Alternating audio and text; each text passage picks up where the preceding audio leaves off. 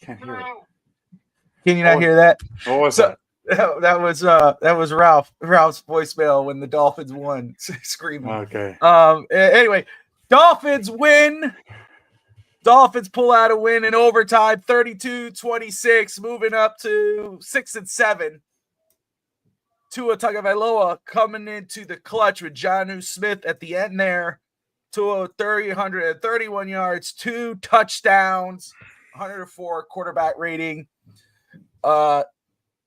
Big win for Miami to get it done at home. Aaron Rodgers did everything possible not to let that happen, but Tua came up on top. So Miami gets the W. I said it on pregame. Miami could not lose this game. They better not lose this game. Just do your job and win this game.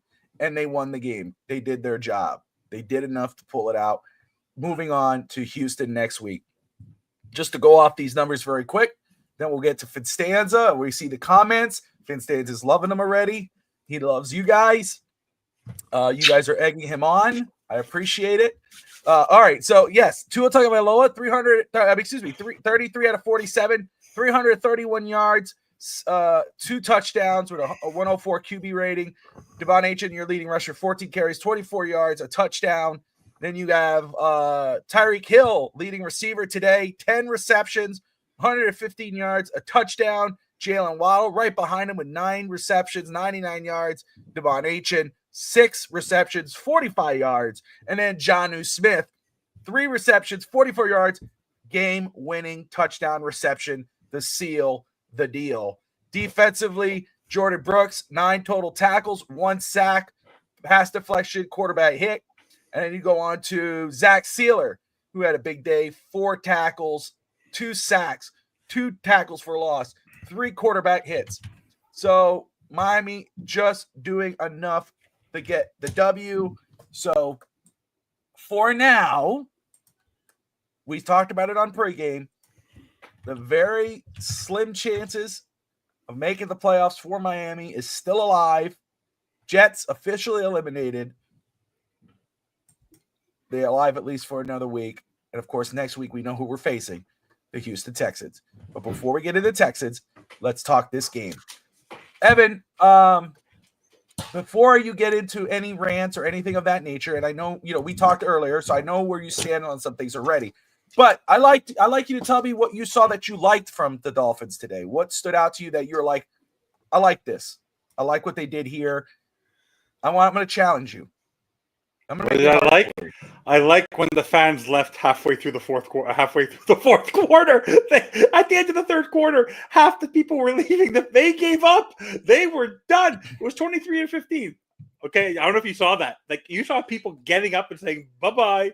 Have a nice day. People were. You ever do that, Bobby? Go take your kids to a baseball game. 7th inning, you're down by 6. You leave the stadium. That's what Dolphin fans were doing today. I have never. I'll just say it like this. Not baseball. Not baseball. But I have never left early from a Dolphins game. I've never turned the game off early. I've finished the game. But no judgment there. Just say, no, I haven't. Okay, the one quality I will say that I will give them is the positives was the fact that Jason Sanders didn't let the mixed extra point get to him and cause him to get the yips. For a guy who could not hit 50-yarders, the guy hit 250s today. The fact that Hill and Waddle did play a role in this football game, that I will give kudos to. Whether he struggled or not, Patrick Paul having to come in out of nowhere for Teron Armstead, that's a positive as well for a rookie guy. And that's about it. Nothing else. Saran Neal and Elijah Campbell killing the special teams. Special teams was not a problem today. With the extra point, it happens, but special teams did their job admirably. They get an A, not an A plus. They get an A. The offense was. I was going to say shout out to Malik Washington for that big return towards the end of the game that helped Miami. Don't ruin my thing, DSG. Don't ruin my thing for GST. Oh yeah. But how about Malik Washington? Obviously, that muffed punt last. Yeah, muffed punt was good. have that clutch return today. That was positive towards the end of the game, but I'm not going to go into my rant yet because obviously There's a win is a rant. win. Huh? There's a rant. There's a rant coming. Oh, goodness gracious. Okay. Oh, there's a rant coming. There is a rant coming. Oh, wow. All right. There's a rant coming. Okay. But I do want to congratulate the number one positive thing, guys, that we can take out of today's game of football is congratulations, Miami Dolphin fans. We can now go into the next season with the formal announcement that the Miami Dolphins, thanks to our daddy, Josh Allen, losing to the Los Angeles Rams, we have now beaten this season a winning football team because the Los Angeles Rams are now 7-6. So the Dolphins can now clearly state that this year, Mike McDaniel, tip your hat off. You beat a winning football team. And thanks to Josh Allen, you now have that badge of honor. So congratulations, Mike McDaniel and the Miami Dolphins. You can thank Josh Allen. Send him a thank you card. And by the way, 6 touchdowns. How amazing is that? 6 touchdowns. First guy ever to have 3 passing and 3 rushing. And Sean McDermott's defense could not stop Puka Nacua, Cooper Kupp, and Matthew Stafford. Matthew Stafford is no joke in his mid-30s. But you know what Matthew Stafford did today? That Mike and Sean McVay did today? That Tua Tagovailoa and the Miami Dolphins offense with Mike McDaniel, not Tua. They were playing 2 safeties. They were playing deep. They were doing the same thing they do. They were shredding the Buffalo Bills defense with Puka Nacua and Cooper Kupp. We don't do that. Tyreek Hill and Jalen Waddle fall asleep in Buffalo Bills games. So congratulations to Sean McVay. Sean McVay is a play caller who's won a Super Bowl. And with Matthew Stafford and that staff, that division is the congratulations. You were right about the Seahawks today. Kyler Murray didn't know what he was doing today. He was giving away picks, interceptions like he was Jameis Winston. But no, honestly, thank you, Josh Allen. But as amazing as he was today, Sean McDermott's defense was god-awful today. No, but I'm ready to go on my rant when you are. I'm ready. Because a win is a win. Congratulations. But the fact that tell me when you're ready for the rant. Tell me when you're ready for that. Because it's not an angry rant.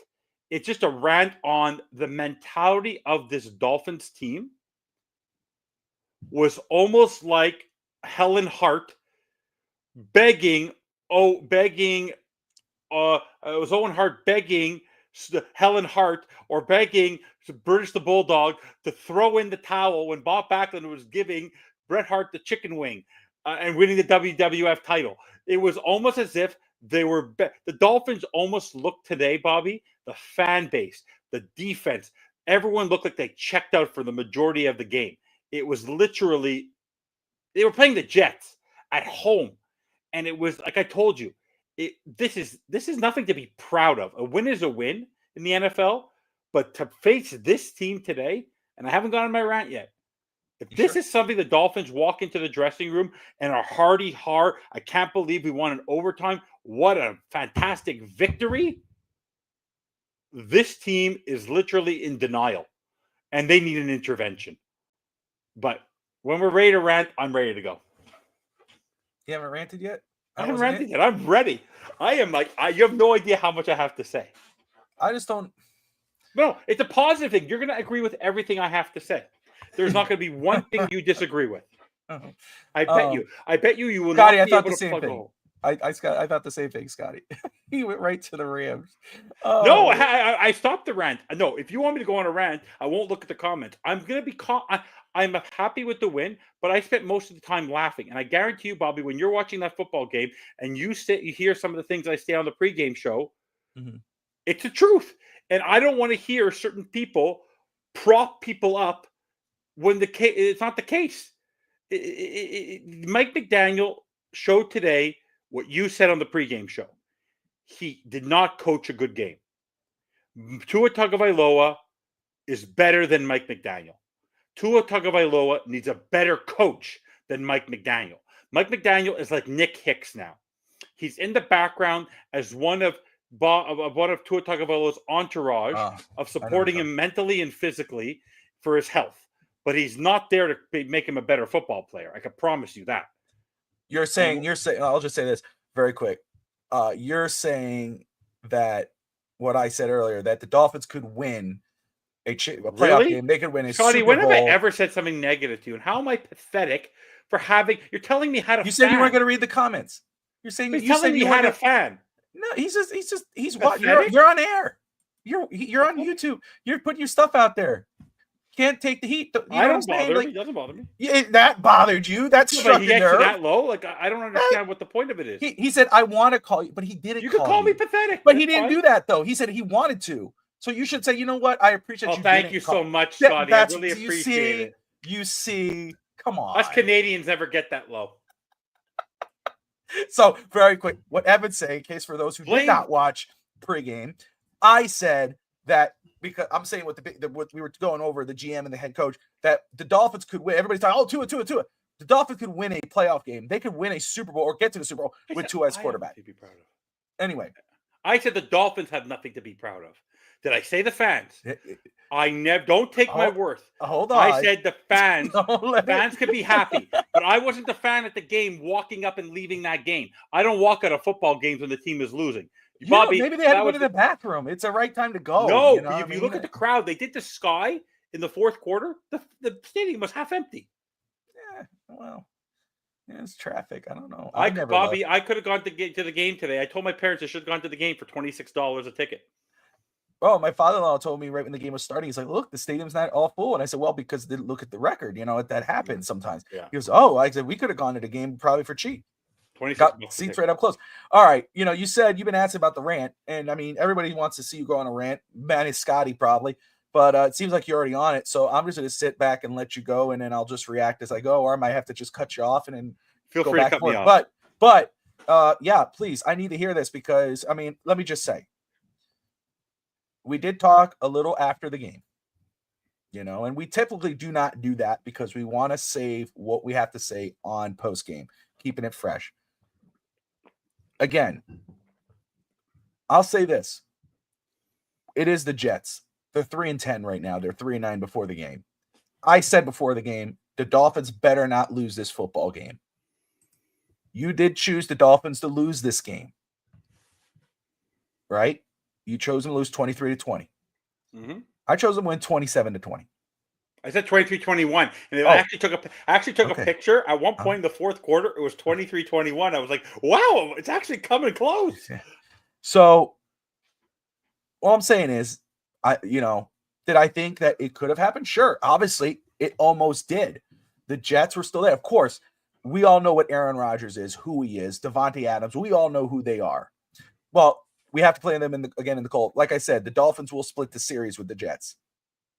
If you're saying that, then why are people happy tonight? Because that means they're not making the playoffs no matter what they try and do. Because they have to win out. It has nothing to do with what they're going to do. I know. I'm just saying. The Broncos will not let you make the playoffs. That's a fantasy. Oh, so are you actually saying tonight they are not making the playoffs even if they win 5 in a row? Yeah. Are they going to beat the Broncos? Can they somehow get a game with the Broncos? So they're not catching up. Okay. How could they? Look what the Broncos are doing. Look what the Chargers are doing. I don't know. I don't see a path to the playoffs. People, but there is a chance. That's a lot of, write a big letter to Santa and maybe that might happen, but no. But what I'm saying is that was Aaron Rodgers there. Aaron Rodgers played like Aaron Rodgers. I mean, he did some crazy ass throws and 339 yards, a touchdown, almost identical QB rating with Tua, 104.5. Tua's 104.1. But Tua, for all intents and purposes, for those who are, haterade on Tua, he played pretty damn good. And guess what? That final drive in overtime looked really freaking good. And that was right on the money to Jonnu Smith. And Jonnu, who was nowhere to be found in that game, only 3 receptions total, finally showed up. And it's not his fault. It's just the way the game played out. I'm not saying that. But finally, we had an appearance by Jonnu Smith. And it was a clutch, game-winning touchdown in the end zone to win the game and keep Miami's season, quote-unquote, alive. Never underestimate a veteran gunslinger. Absolutely. Now, Miami didn't do that. Miami won. They did their job. And I'm going to say kudos to Tua for doing his job. Kudos to Tyreek Hill and Jalen Waddle for doing theirs. Devon Achane for doing his. Zach Sealer. Those guys stepped up. Jordan Brooks. They did their job. Now, were there some kind of like, what the, in terms of play calls and whatever? Yes. But this is what I'm always going to say. And this is before Evans ran. I'm just saying here. I don't feel like ranting anymore. You took away the momentum. No All I'm going to say is no more ranting. I don't feel like ranting. Okay. All I'm going to say is this. I'm bored. All I'm going to say is this. Bored. Despite what you would have wanted more from them in regards of play calling and McDaniel, who showed some life on the sideline, something Evans been begging for all season, showed some life, was halfway on across the field to call a timeout. In spite of all that, in spite of the issues of what Miami had, some of the issues they had today, they still won the game, which, again, it's against the 3-10 Jets, a team you had an issue beating earlier in the season. Miami still found a way to win. I'm just saying the counter here because I know what's coming. No, you don't. I just said I'm not ranting. I'm bored. Yeah, you've already taken away momentum. I have nothing to say. What do you mean you took away the momentum? What do you mean I took away? Hey, you're right. The Dolphins, they have a victory. Let's move on. Let's move on to Houston. We don't have to recap this game. This game doesn't matter. Whatever they did today doesn't matter. It's a victory. Be Stephen Ross. Yeah. Be Stephen Ross. Be on the sideline. Be ecstatic that you're 6-7. Be ecstatic that you get. I don't think he was ecstatic that he was 6-7. Oh, he was so happy when Tyreek Hill. He was happy the team was because they were winning. Where's Chris Greer? Have you happened to notice Chris Greer only comes out when? Can you know Chris Greer only comes out when they're actually doing well? He's going to hide till the season's over. That's what he does. Because fine. When you're ready to rant, I'm going to rant for DSG. When you're ready, you just got me angry. I'm going to rant. Who got you angry? Me? I'm now annoyed. First I got you bored. Now you're angry. I'm angry. But this is my thing. Here's my thing. I'm angry. Here's my thing. I'm angry. Why? Why am I angry? Why? Why am I angry? Yeah. Because people like Scotty, people who I used to be like me, who gave excuses to this team. Say why. You're saying like me. What do you mean like me? They used to be like them. What does that mean? No matter what this team did, yeah, I used to let this affect me to the point where I couldn't function when they won or lost. The passion for this team, where we're going to a football game and they're losing 7-0, I would go bananas on them and say this team needs to do better. And then when they win, it gives me the greatest joy. It's highs and lows. And I used to ask my buddy David, who told me, who's a big Bucs fan, how high I was to try to support McDaniel. And he told me, you're going to get disappointed. And I kept on making excuses. Last year, every time they would win, they're going to come around. I'd always pick them to win. I'd always give kudos to every single player, and I would just knock McDaniel and Greer. Today, I don't blame the players anymore. The way the Dolphins played today falls strictly on the head and shoulders of Mike McDaniel. And when you're ready for me to explain to you in a very calm manner in a rant, because I'll tell you why he is, even after today, his warts of his head coaching and his support, his balance on his head coaching staff, on Anthony Weaver and everybody and himself. Danny Crossman was better than both of them today. Very simply, Danny Crossman had a better special teams game than Mike McDaniel had on offense and Anthony Weaver had on defense. And when you want me to go, because you'll mute your microphone, I will be very calm. I'll stare right at the thing, and I'll go. Mike is already muted. It's all yours. Okay. Let's start off with the game, how it started. It took 4 plays to get down the field. It took 5 plays and a pass interference call on 3rd down on Tyreek Hill to get your touchdown. Why? You have a healthy Jalen Wright, a healthy Jeff Wilson, and you run Devon Achane up the middle twice. He loses yardage on both. Then you have to get a pass interference call and another play, and another play to get it into the end zone. Right away, Mike McDaniel had not learned his lesson. You look at how Devon Achane's been doing. 3 receptions, 6 for 44, 6 for 45. Great receiving. He averaged today, Jalen Wright, 1.7 yards per carry. 14 carries. Up the middle. Your smallest guy never learns. Jalen Wright gets 2 carries. Jeff Wilson gets 1 carry. When you're trying to power run against a very good defensive line with Quinnen Williams in the middle, you give your strong backs. And the 2 carries Jalen Wright had, he actually got more yards. You keep on using Devon Achane where you're going to get him killed. And after 3 or 4 times, he kept on using the same slant with Tua, where even Kevin Harlan and Trent Green were saying how he's using that slant. Tua was a poor execution on that throw, but Mike McDaniel is going to get Devon Achane killed the way he's using him up the center, because that's not where you put him. Finally, he uses Tyreek Hill and Jalen Waddle today, Tua. Nothing deep. I told you they had to go deep.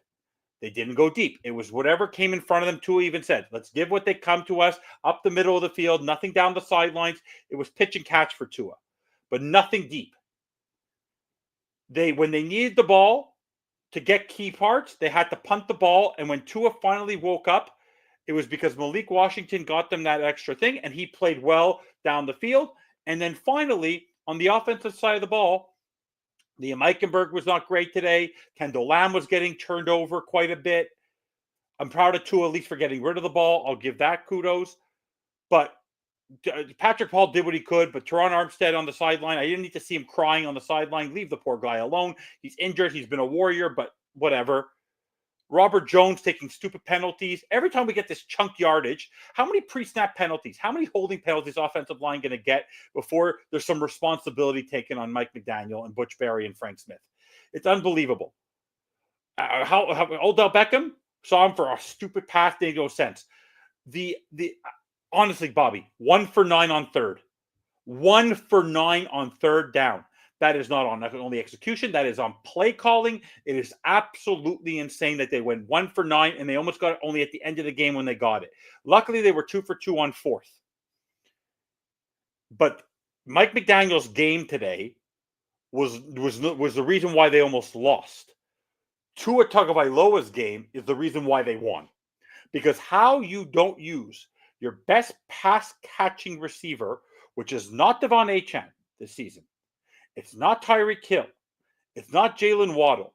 Are you telling me you could not find Jonnu Smith till overtime? What were you waiting for, Mike McDaniel? For overtime? For overtime to use Jonnu Smith, who has already broken his tight end record this year before this game even started for his career? You're using that's like telling Patrick Mahomes this year not to use Travis Kelce, or for Brock Purdy not to use George Kittle, or for Jared Goff not to use Sam Laporta.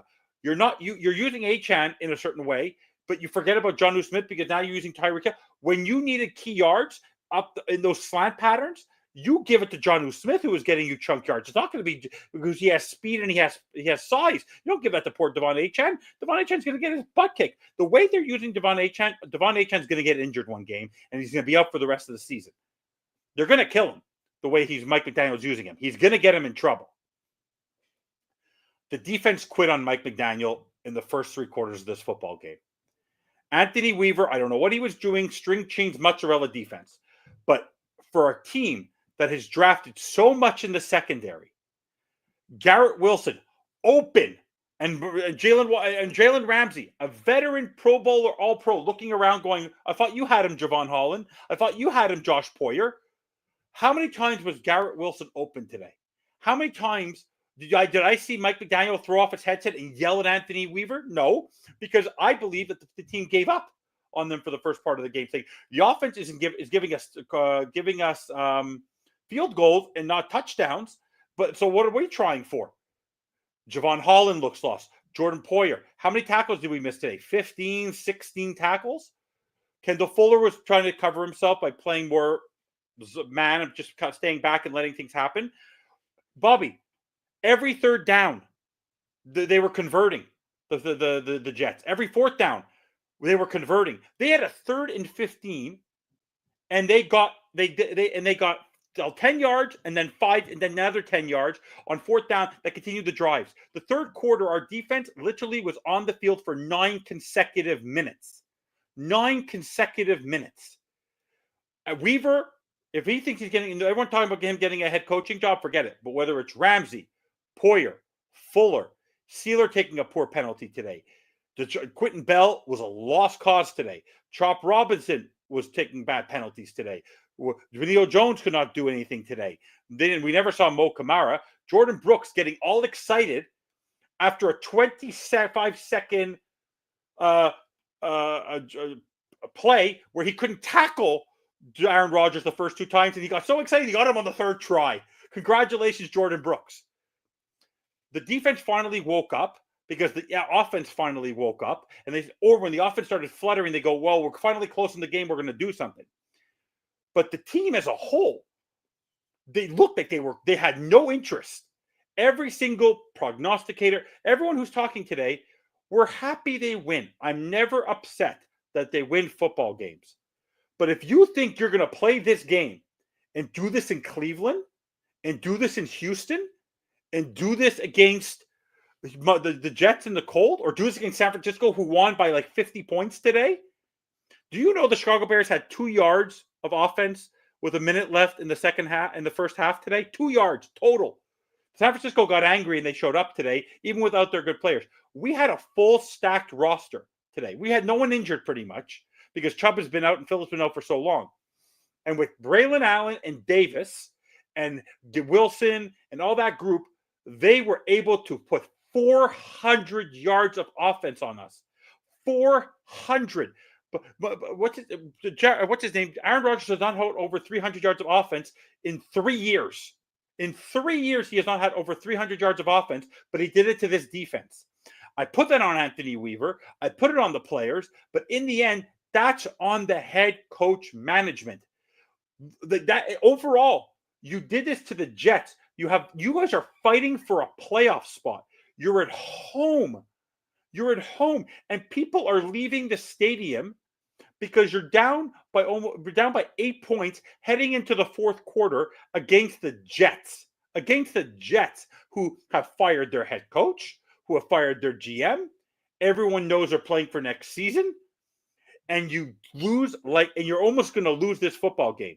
You guys had to use overtime and a Malik Washington saving run of 50 yards for you guys to win this football game. You didn't have enough time for Tua to go down the field down 80 yards. He was not going to do it. He was great in that moment, but it was Malik Washington that gave you guys half the field. Mike McDaniel, Johnny come lately around the block. Bobby, did you see them? When they literally, I think I told you this. You were watching. I guarantee you were thinking this. On 3 consecutive plays, they got almost to 0 seconds. Then Mike McDaniel threw his headset down because on the last one, he had to call a timeout because they couldn't line up properly. This is midway. This is in the third quarter when they need to go down and score. This is how organized the offense is. And if Tua has such a grasp of the offense, as a talented passer, he was great today. But the organization at the line, the motions, it continues to be ridiculous. So no matter what, I will take every win. But every win leads us to the same old, which is same old Dolphins, which is every win leads to Mike McDaniel being back next season, Chris Greer being back next season, everyone thinking that it was injuries, everyone thinking it was bad luck that Tua got injured because they're going to say they're going to end up with 8 wins. And if they end up with 8 wins, if Tua wouldn't have been injured, they would have got 11 wins because they would have beaten Indianapolis and they would have beaten this team and they would have beaten that team. It's going to be the excuse machine. Every team has injuries. Think about this. The Jets were missing two of their top players, probably their ranking outside of Quinn Williams, their second and third best players on the team, Garrett Wilson, so in their top 4, and they almost beat you at home. They almost beat you at home. It's unbelievable. It's not something to be proud of from a Miami Dolphins perspective. As a fan, you pay money, you want your team to win. So I want to make it clear. Scotty, DSG, Stackman, Bobby, Fish Tank, Brett, Everyone, even Brett writing on, now they have to turn it around. We all want this team to succeed. I'm happy when they win. When you beat the Jets, it's a great day. But at the same time, you can't say that this is a victory where this team is going in the right direction because no narratives changed today. Tua is still a very capable, good quarterback. Zach Sealer will give it his all. Calais Campbell is going to give it his all. Jalen Waddle will do his best. Tyreek Hill is still going to be a good receiver. But to wait till overtime to use Jonnu Smith, to continue to use Javon Achane where you're going to get the poor kid killed, is unfathomable. Unfathomable that Mike McDaniel continues to basically get away with mediocre coaching, and Tua saved his job again today. Mike McDaniel owes Tua his job. He continues to owe him his job. If Tua Tagovailoa, right now, if you take Tua Tagovailoa's stats and his ability in games, whether it's winning record or not, since he came back with 15 touchdowns and 1 interception and 105 passer rating, he's in the MVP conversation. If they go to 10-7, if they win the next 5 in a row, I'm not kidding. If they go into the next 5 in a row and they make it to 10-7 but just slip out of the playoffs, based on his stats alone, Tua should be in the top 5 of MVP because he did it in spite of the ineptitude of Mike McDaniel. All I learned today was that Mike McDaniel's ineptitude makes Tua look even better. So if Tua wants to continue to improve his cred as a quarterback, keep Mike McDaniel, because as bad as Mike McDaniel is, it's only making Tua look greater because the play calling, not using Jonnu Smith, not putting him in a position, because he left Devon Achane available to him as his check down. He never put Jonnu Smith in a position on a play call at all today to make him available. Jeff Wilson, never available. Jalen Wright, never available. He continues to misuse his personnel. Great for Jalen Waddle today. Great for Tyreek Hill. But even getting them 200 yards of offense, by not having a running game and a balanced attack, you almost lost the football game. But they did not. Let me ask because of Tua. Let me ask you this. Mm-hmm. That's why you gave him that money to win the game. But let me ask you. I asked you earlier, what did you like about this game? I'm going to ask you another question that's challenging. Yeah. Possibly is. What could have the Dolphins done if they, let's say, they win, but what could they have done differently? Same win. That would have made you come on here and go, you know what? Happy with this football team. I'm happy with the way they performed today. I really have no complaints, or, that you felt good about it. What would have made you feel good? Because they got the win. A well-coached football team. What's well-coached? Not having Garrett Wilson, Devontae Adams open for 15 or 20 yards, open field. You never see a Dolphins player that open. The only time that happened was Jonnu Smith in one game on a cover zero. They were completely miscommunicating. The fact that he had to slam his headset, the fact that they continue to take holding penalties, the pre-snap penalties, like when they said everyone but the center.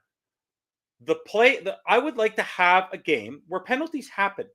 But on the offensive side of the ball, I'd like to see a game where there's a mixture of plays where you're not relying on Tua Tagovailoa's quick release and actually have a play call where you have 10 seconds left, not rushing the play, not rushing your linemen, not rushing everything.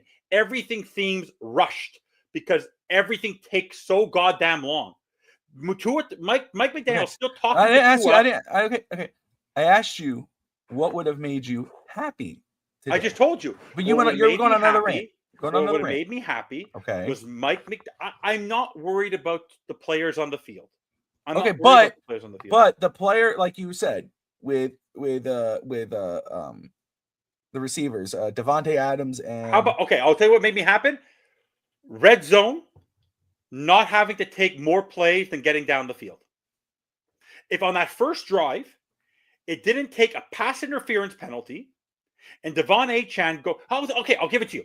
Had he put Jalen Wright or Jeff Wilson in on the red zone today, and not Devon Achane, you wouldn't have heard a word from me today. That would have shown me growth. Say that one more time for me, because you said what was the name? If he would have not put the red zone, Yeah. had he not used Devon Achane in red zone situations, okay, and used Jalen Wright and Jeff Wilson, I would have said nothing today. But he scored after a pass interference call on Jalen Waddle, and it took 4 attempts for Devon Achane to get into the end zone. Not 1, not 2, not 3, but 4. Raheem Mostert, Devon Achane, the last running back any team would use. Bobby, you stand on a field, you walk up to a football field, and you have to go pick your Pop Warner team just by the look. Just by the look of the player. The last person you would ever use to go up the middle. I forget who it was. Remember back in Pittsburgh, they had Jerome Bettis and they had the other guy. He played he went to the Jets afterwards. Yeah, I know who you're talking about. He went to the Jets afterwards. Yeah. His first name was with an L. Le'Veon Bell. Le'Veon Bell. Yes. Do you know when the ball was in the red zone? You know how many times Le'Veon Bell got the ball over Jerome Bettis? Never. That's different, though. No. Jerome Bettis was a Hall of Fame. My point is that you don't use, for example, Lamar Jackson. Yeah. When he has the ball in the red zone, he's never running up the middle. He runs to the side. What does he do? They give the ball to Derrick Henry to run up the middle. If Justice Hill, they don't throw him up the middle. They throw him to the side. What do? They're missing Austin Jackson. If Austin Jackson was there and you want to go zone to the right and zone to the right, go have a good time, Devon Achane. But to pound the ball with your 2 guards who cannot move the pile and expect, for me, I'm caring about Devon Achane here. I don't want Devon Achane to get smashed. He's the wrong guy. He's not a power back. Power backs go up the middle. Devon Achane is not a power back. He's a zone runner. Here's the thing. I just straight up, I'm just going to say right here. Oh, sorry. Yeah, not Le'Veon Bell. Who was it, Sackman? I'm trying to remember. It wasn't Le'Veon Bell. It was somebody else. First off, Jeff Wilson, I understand that concept. No, wait. I hate what Daniel's saying because... Hold on. Wait.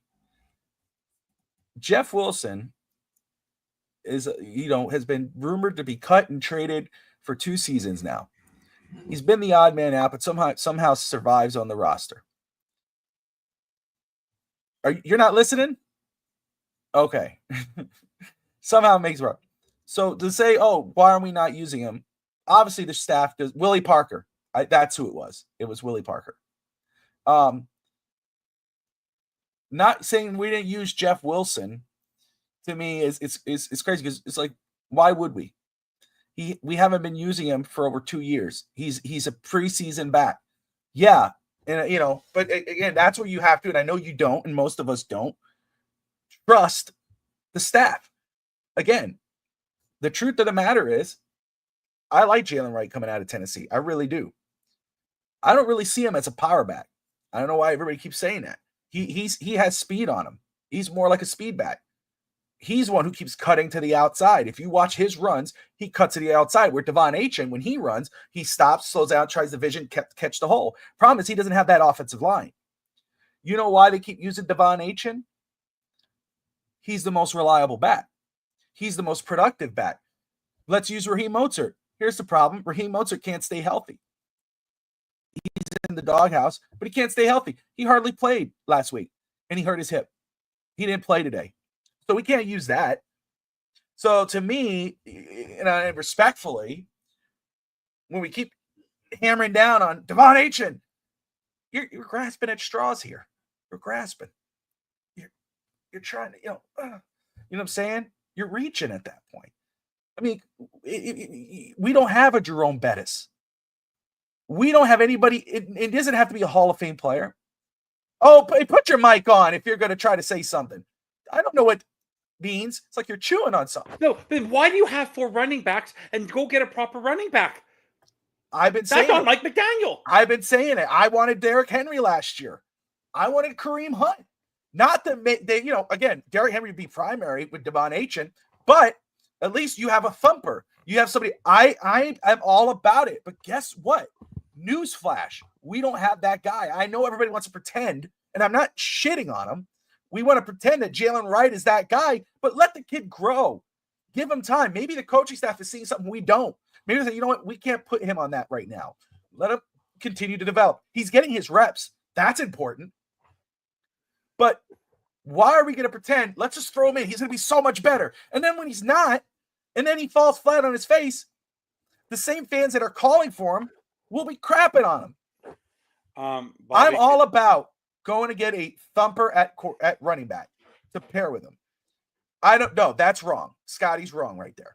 Yeah, but what did he do? What did he do behind the worst offensive line in Tennessee? What was his numbers with the worst offensive line in Tennessee? Leading rusher in the NFL. Damn right.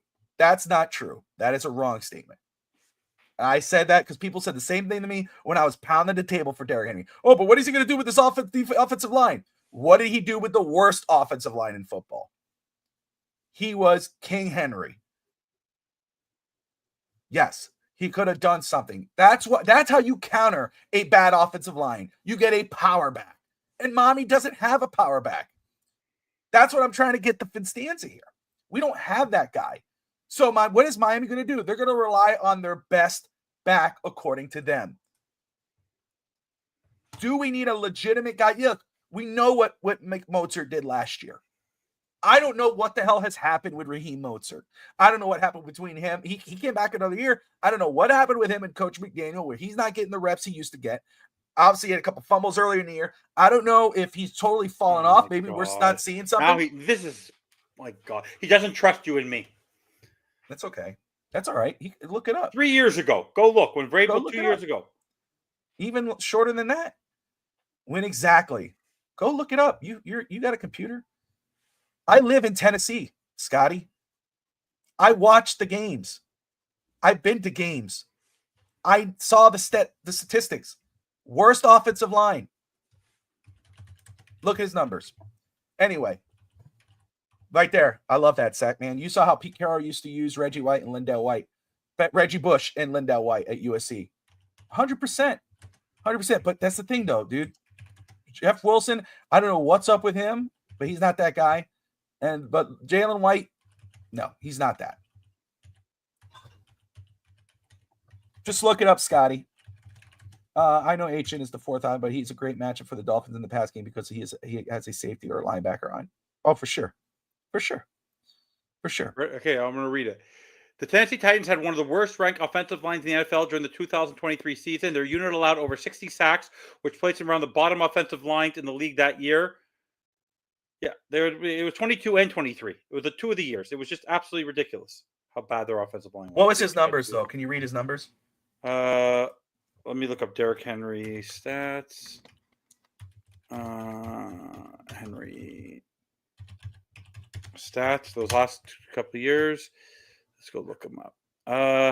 In 2023, in 2022, when he had the worst offensive line in football, 349 carries for 1,538 yards. Last year, on 280 carries, still over 4 yards, 1,167. Back in 2020, he had 378 carries for 2,000 yards. He's never had a great offensive line in Tennessee.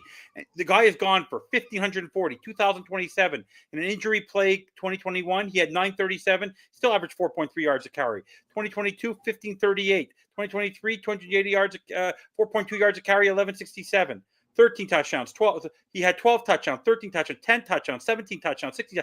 It's a star because it's the same way where Josh Allen can do a lot of wizardry things.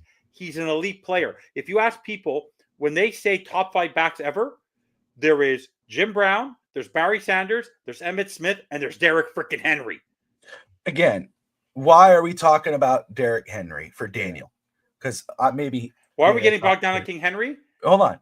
Yeah, okay, go. Why are we? Because Derrick Henry is the kind of running back that Tua and this offense needs to balance the attack and make Mike McDaniel's offense work. You want to make Devon Achane extra dangerous? Get someone like a Derrick Henry. Yes. He doesn't have to be the same guy. It doesn't have to be the same guy. Go Why get do you think someone like a Justice Hill? thumper. Why do you think Justice Hill? Want to go look at Justice Hill's stats this year? Justice Hill is having. I said worst of football, and all you said was a lot of stats. Don't. Let's see this. Justice Hill is having one of the best. It's like a Devon Achane. Is having the best year of his career this year because he's balanced with Derrick Henry. Because J.K. Dobbins and that group could not do what Derrick Henry can do. Simple as that. I get it. I get it. It's cool, Scotty. And by the way, I want to go back.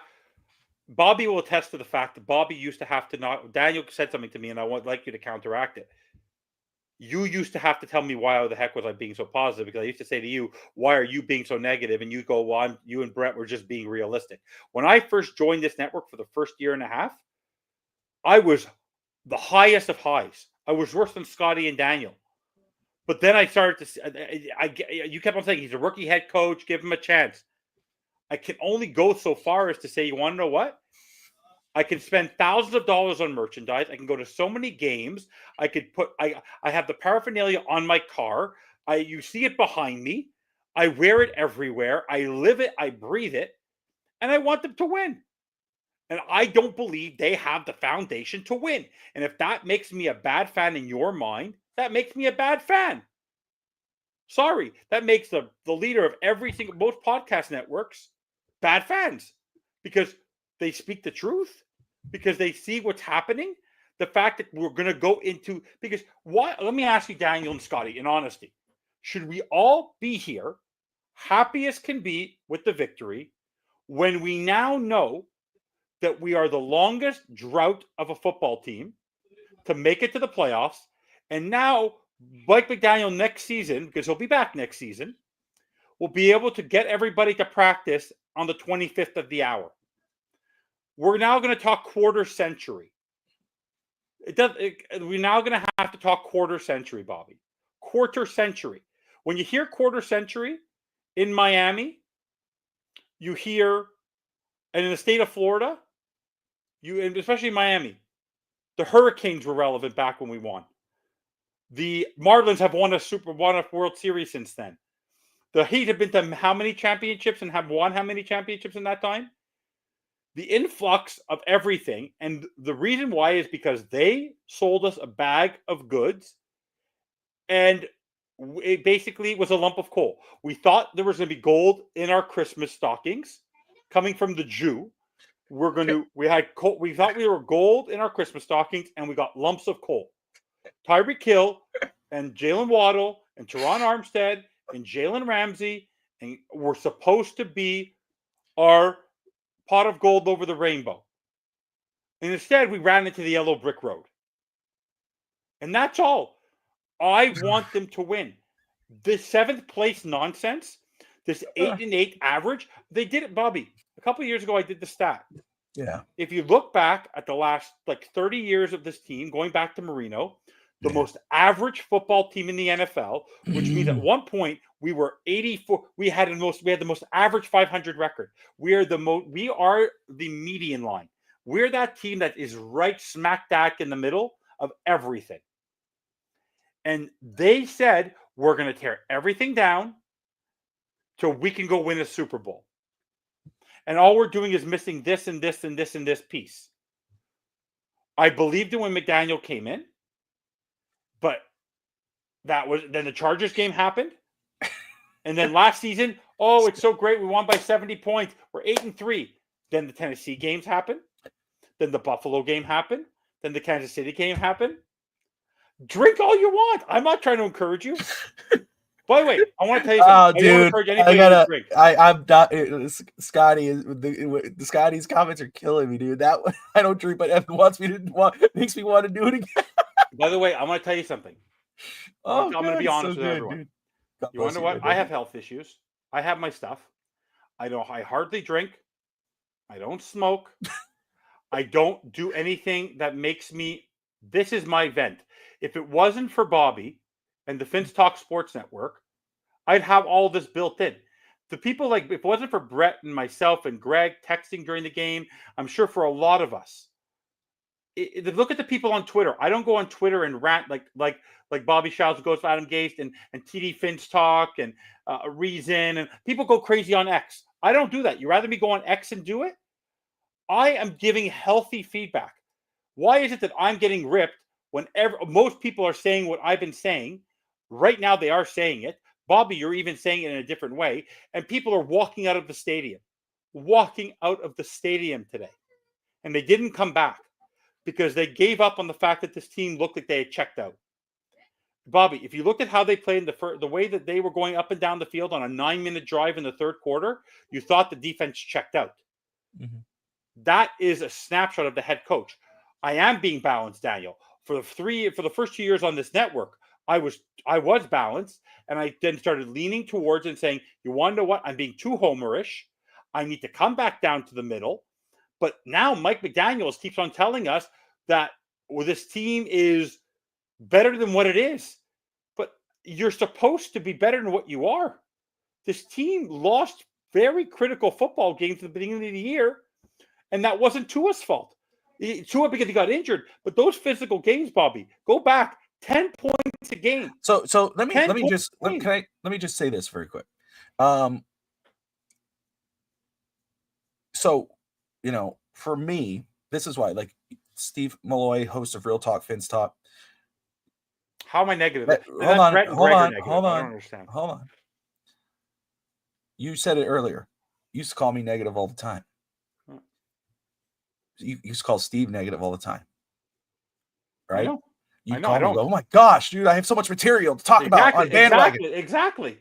But notice, though, when Miami wins, what is the first thing Steve said right at the beginning? You're happy they won. No, I was happy they won. Stop for a second. Let me just clarify something for a second.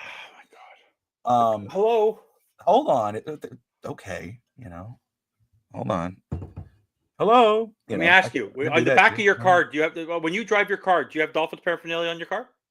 I don't like putting shit on my car. I'm proud to be a Miami Dolphins fan. You don't get it. I just want them to be successful. No, but listen to me. Hold on. Let me get my point across. Go for it. I think people are confused, and it's okay.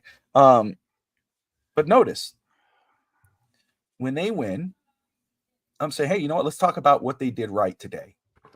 I say I'll leave a lot of that other stuff. Now, if the topic comes up, you ask me about McDaniel and Greer or gets that, I will give you my honest opinion on it. But I said, I'm not going to go crazy about unless it's until at the end of the season. Season has to play out. And the end of the season could be next week. If the Dolphins lose and the Broncos win or the Chargers win and it's official elimination, then we're talking, this is what it is. Okay. Steve and I have always come out and said what we said, and we've always stuck to our guns in regards of how we felt about the quarterback they draft, the coach they hire. I wanted a veteran coach. I wasn't on the McDaniel bandwagon when he was hired or when we were looking to hire him. I wasn't on there because of his picture. That's a lot. Everybody's posting his picture on Twitter from, his curly hair, and he looks like an IT guy. He looks so cool. I wasn't on board with that. They did it. And you know what? The 2 years, Miami 8-3, fell off, but made to the playoffs, lost. 8-3, fell off, lost. And I'm like, hey, man.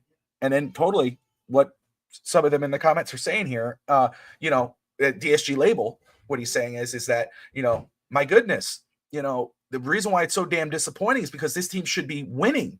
This team, I think we all projected this team was going to win over 11, 12, 13 wins based off what we saw the past 2 seasons, even though we ignored the drop-off. Even though we ignored they hadn't done anything since the 70-point game against Denver. Miami comes into the season riding high. We're all high on expectations, and they totally fall flat on their face. So, yes, when you have a DSG label and so forth, or an Evan who's really high, comes crashing down. And I'll say straight up, Daniel, Evan always was never like that. He would be like that when we lost. It'd be hard to talk. When we won, it was all is right in the world. When we lost, all was wrong in the world. That's true, but not always negative. Not what he's done this season. But why is it? Why is it? Why should fans be overall satisfied? Here's the thing. I talk about game per game. If you talk to me about the season, I'll give you the season. I'll tell you why I'm pissed off about the season. I go game by game. Evan, when he's talking, He says, we won. Great. Our team is still look where our team is still at. Look where it's still going to be. I say this in a nice way, and I mean this in a nice way. He's projecting. Most fans are. There's a few of them that say, oh, but look, man, you got to look at this one, and you got to be good at this. And, oh, but if we just had this, we're going to be this. We're 6-7. Hanging on by a thread to make the playoffs. Our lives, our playoffs lives, and by our, I mean Miami Dolphins, and as Miami Dolphin fans, we are a part of the team. The exterior part of it. Our playoff lives rely on other teams to lose. Does anybody actually believe the Denver Broncos or Chargers are going to lose enough games for Miami to make the playoffs? The Dolphins should not be in this situation. Yes, post-game should be about the game. Go game by game. Exactly for Scotty. Game by game. That's what the role of this show is. But you shouldn't have to apologize. I'm just speaking for Evan. My thing is, and I told Evan this before. I've told Evan before. The reason why you're so damn disappointed is because you put this team on a super pedestal. I had my expectations. I said what I thought they were going to do. I gave you the floor. And people shit on me for the floor. Am I disappointed in the way this? And I think Daniel could say he's this. I'm not going to speak for him, but I know Daniel's been positive because Scotty and Daniel been on every show. Most of the time I'm on. I see them on there and disagree with me, agree with me. We've had a great time. But I believe Scotty and Daniel are disappointed with the season where it's been. As Scotty says, he goes game by game. I will on the post game. Now at the end of the season, I'm going to say, God dang, dude, then I'm going to go on these things. But fans have a right, and they should have a right, to be pissed, to be angry overall on the season. I think Evan's just a little head off the curve right now. But truthfully, though, realistically, though, is it wrong? Is it wrong not to be mad at this team that gave all this money into this roster wherever the hell we're going to be at the end, and Scotty probably knows it better than I do. I don't think it's a big number we're going to have. And the draft picks we've invested in this team and all this whatnot, I never want to tank. Fans, people can hate me for that. Oh, I hope we lose and we get top 5 pick. And bullcrap. I want to win. Am I still disappointed that winning might be 9-8 and we didn't miss the playoffs? I don't care. We go 10-7 and miss the playoffs. I'm going to be pissed we missed the playoffs. It's not about the statistics or the number of wins. It's about, do we get there and do we win? I'm not about tanking. So I'm with Daniel on that. But we should all be disappointed in the way this season has gone. It's not because Tua was hurt that the Dolphins are 6-7. It's because the Dolphins were not prepared for when he left the roster. I called for it all offseason to get a backup quarterback. Enough to annoy some of you. But what happened when our quarterback went down? The Dolphins went down with them. Because our coach can't coach anybody other than Tua. We invested a lot of money in Jalen Waddle and Tyreek Hill and Tua Tagovailoa and Jalen Ramsey, and rightfully so. Those guys are tops of their position. But what did it cost the Dolphins, and what did it mean for Miami? They're at 6-7. Guys, we could go 10-7. It would not matter. We have to rely on 2 other teams to lose. A Jim Harbaugh coach team with a crazy defense. I don't know what the game is. I don't know if it's going on right now, the Chargers and Chiefs. But again, a Chargers team and a Sean Payton Broncos team. That's overly disappointing to me. That pisses me off. that Miami, as much as we have invested in this team, that the Dolphins have invested in this team, draft capital, cap space, etc., that we have to rely on other teams to lose again. So, truth is, I get it. I tell Evan, let me get the good stuff out. Let me talk about the statistics of the game. Let's get the ins and the outs and whatever, and go do what you got to do. Because how can you say, oh, dude, you're so wrong. You're so negative. Yeah, negative bogs you down. That's what you think is negative. It bogs you down. But is it wrong? Is he actually wrong?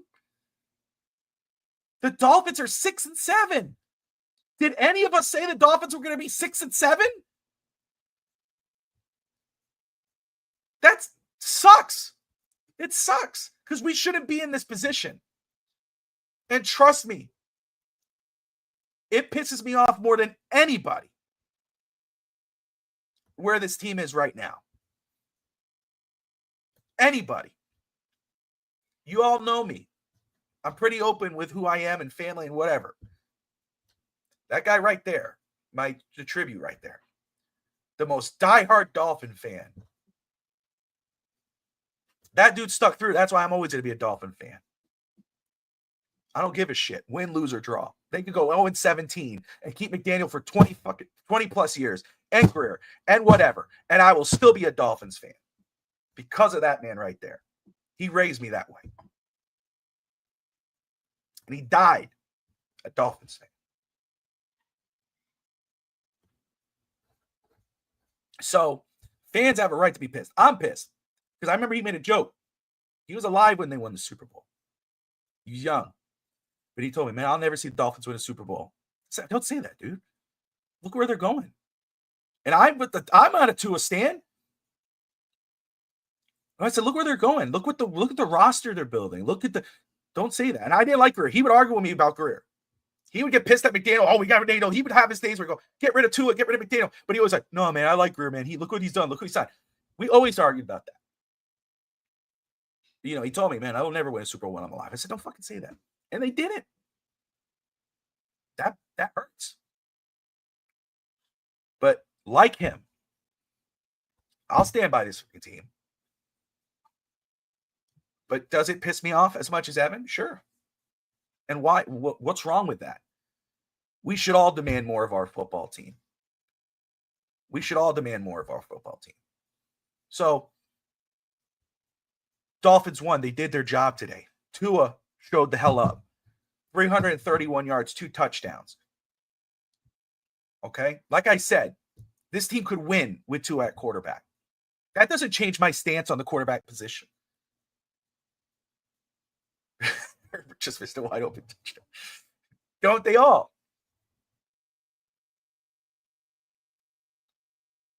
It's Steve, man. And I love Steve, man. Steve, I appreciate Steve. I appreciate you. But Steve is awesome.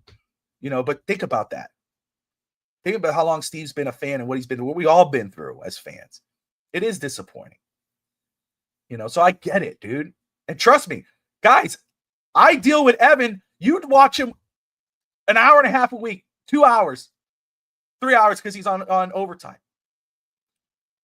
I deal with my brother all the time. Texting, talking, other shows. I have to hear it. But is he wrong? He goes out and says it out loud. So you call it negative. The fact of the matter is it's true. It sucks, but it's true. And the gold saying says sometimes the truth hurts, man. The truth hurts. And yeah, he could be grasping at straws.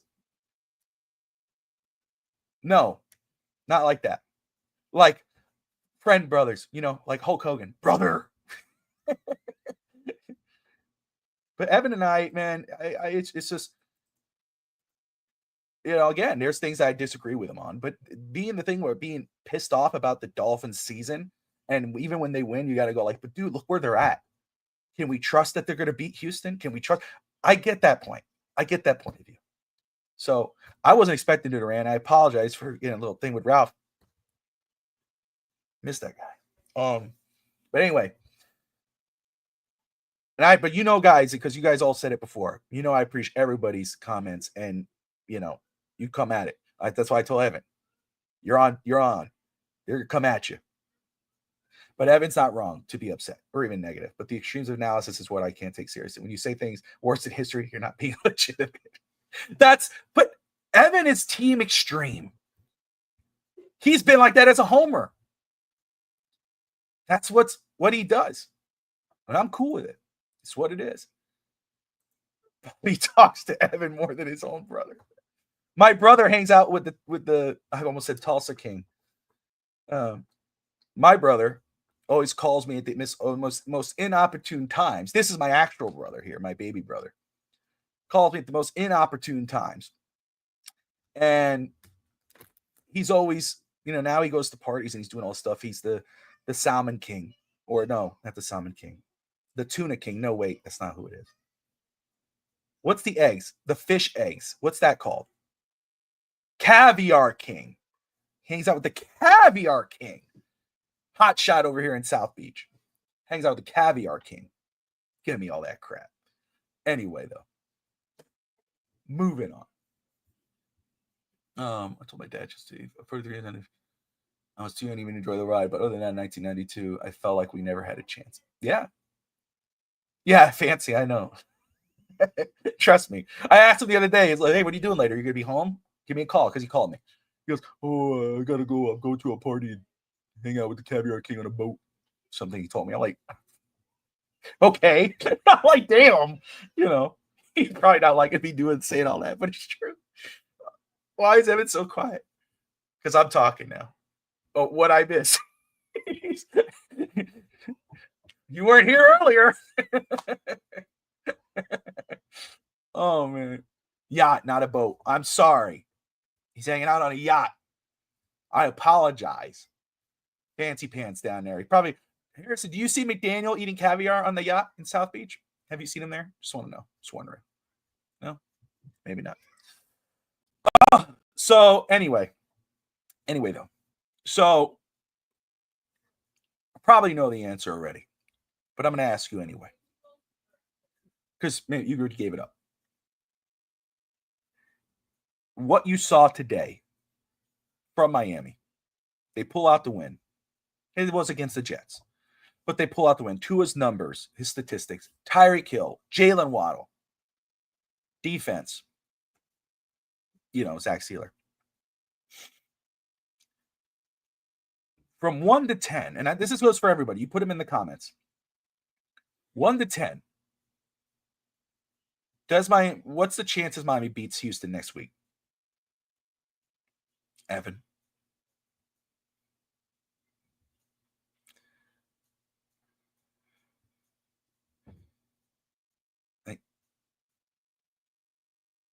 Whatever Scotty wants me to say. 1. Joe Levick says 1. 5 from DSG Label. 8 from Scotty. Okay. All right. Evan. No, you have to talk. Oh, Jesus.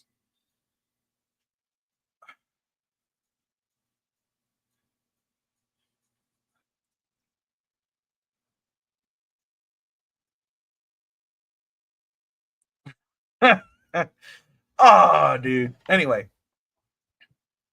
let's do this. Let us. All comes down to our defense. In a dome, it all comes down to our defense. The Texans offense, I think Miami is 19th in the NFL or 18th offensively. Now, they have scored over 30 points lately, minus last week. Tua's 15 touchdowns, 1 interception since he's come back. 11 touchdowns, 0 interceptions in the last whatever games. Offense, I'm going to put that on the offense, though, Scotty, and I'll tell you why. Dolphins are 19th in offense. I just thought it's 1, 2, 3, 4, 5, 6, 7. 20th. Houston's 19. Houston's defense is 5th in the NFL. They're giving up at least 22 points a game, but they're the fifth best defense in football. Now, thank you. Okay, you're saying the offense is the fourth best in the NFL in the last 7 games? Is that what you're saying? You're talking about the Dolphins' offense, Scotty? We'll wait for that.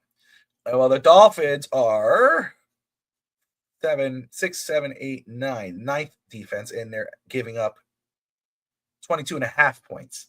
So, if you have the last 5 weeks, tell me what our defense is actually ranked in the last 5-7 games. But our offense is fourth best in the NFL last 7 games. I appreciate Scotty coming in with the numbers there, averaging about 28 points a game. Houston's defense is obviously no joke. We know what they have on that defense, and we know what they are as a football team. If our offense could come out today like they did today against Houston, Miami has a shot. If they come in like they did against Green Bay, of course, weather and everything's a factor there. They won't.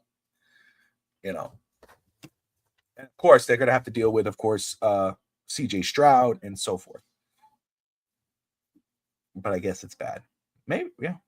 I wonder what that is. Obviously, they're 9th in the NFL in ranking over the season. But I don't know what they've been the last few weeks.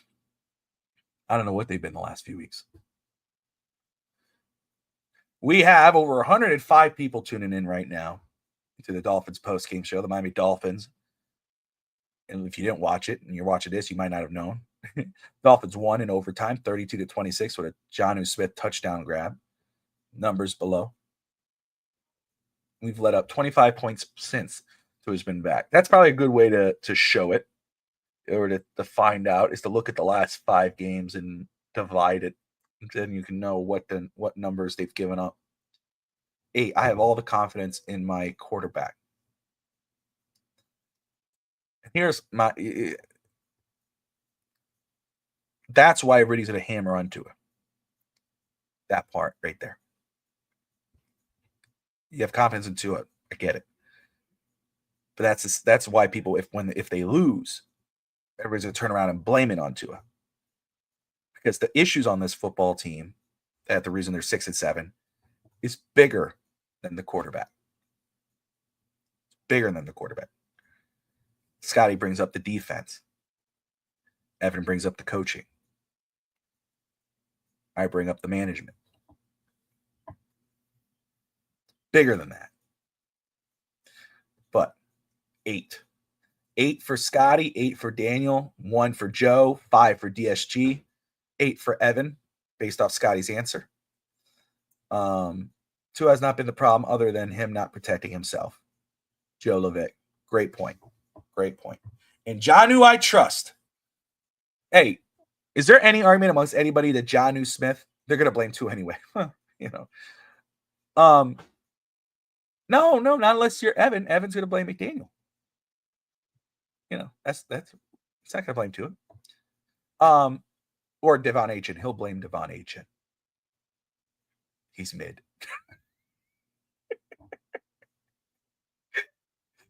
Oh, God. But Jonnu Smith, can anybody argue that Jonnu Smith should be in the Pro Bowl? I don't think so. I think Jonnu needs to be in there. He's having isn't he having a career year? This is his best year. I mean, and he's been doing it with and without Tua this season. That speaks volumes.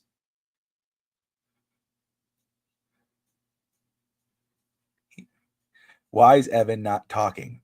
Tag in Stanza. He's hurt. He's sad. Like Flores, Scotty and Daniel killed his confidence. like Flores for Tua. They killed his confidence.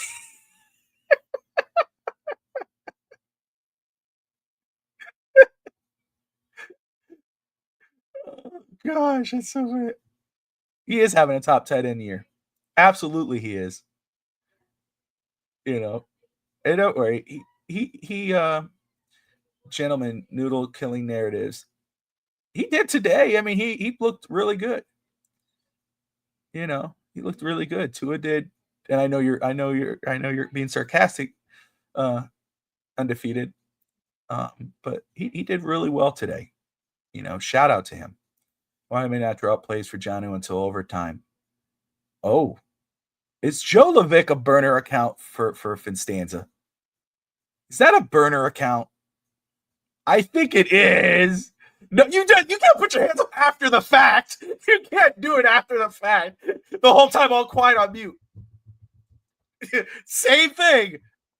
Joe Levick. Why would that be the name? Philbin? Paul Levesque? I think it's a burner. I'm here. Oh, there you go. Oh, okay. He goes, no, I'm here. I'm messing. Oh, gosh. Oh, the 5-yard bombs against the Jets look like the Jets wanted a better draft pick. It's funny. But anyway. 6-7 on the season. What's the Chiefs right now? The Chiefs game. Let's see.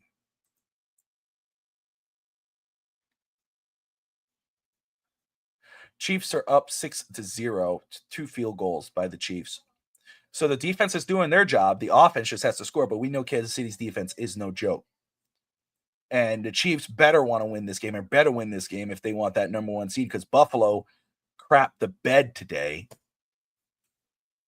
The Rams, obviously the Rams are a tough team. And they showed up and showed out 44-42. And guess what? Miami beat the Rams. Buffalo couldn't. No, he's a second cousin though. Triple H, that is. Is Triple H your second cousin, Joe? That's pretty cool, dude. That's pretty cool, man. Very cool. Big fan. Evan is too. He's sipping on his stuff, but he's a big fan too. Let's go through the games though. Let's run through the scores. Evan's caught in his feelings, and he's not going to say nothing right now. Stafford, Puka, and yeah, they were. Yeah, they are who we thought they were. I mean, those 3 guys right there, the trifecta. Carolina almost. I mean, I don't want to say almost. They didn't, but Philadelphia won. They're 10-2, 22-16. They beat Carolina, but Carolina put up a fight, and there was one point they were leading. 22-16 against the Carolina Panthers is not a good look for Philly. They won still, but I mean, again, Carolina 3-9 sucks for them, but you got to feel some sort of way about your rookie quarterback, your second-year quarterback, and your rookie coach. I mean, to come turn that a little bit around after this mess up at the earlier of the season and show some sort of promise in his second year, that's a good thing. We talked about the Dolphins and the Jets enough on this part. Pittsburgh survives Cleveland 27-14. I don't know how. I don't know why. This probably was the most boring game to watch on television. Was Jacksonville beating the Tennessee Titans. Titans fall to 3-9. The Jacksonville Jaguars go to 2-10. Doug Peterson saves his job. No, I'm just kidding. I doubt it. Evan, he's used to this, but he was wrong with Atlanta beating Minnesota. Right? You picked Atlanta, right? Did you freeze up? No, you didn't freeze up. Atlanta lost to the Minnesota Vikings 42-21. You didn't pick Atlanta? I thought you did. No? I'm going to say you did because I can't hear you. I can't see you. I'm going to say you did. He picked Atlanta to win. He doesn't know better. The Saints beat the Giants 14-11. And how about Darren Rizzi, our former special teams coach, going off on his punter? Alvin Kamara had to come up and take his coach back. Does Rizzi want to coach? Does he want to be a head coach in this league? I mean, that dude came in on fire. on his GM. Sam Darnold. Hate that guy. Yeah. I didn't do anything. I apologize for what? I didn't do anything. What did I do? I didn't do anything. The Tampa Bay Buccaneers 28-13 defeat the Raiders. Seattle Seahawks 30-18. 44-42 Rams over Buffalo. 38-13 San Francisco over Chicago. And of course, we got the Rams. I mean, the Chiefs and the Chargers and the Bengals and the Cowboys are still going.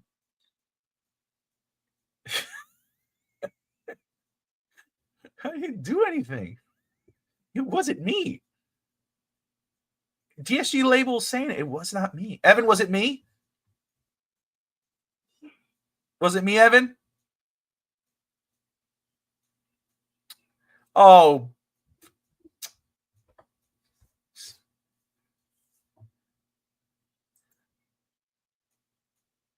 Tatiana MIV. Read this. Evan, my deepest apologies. With love, Bobby. I read it. Evan, I'm sorry. Start talking again. You're freaking Tatiana out.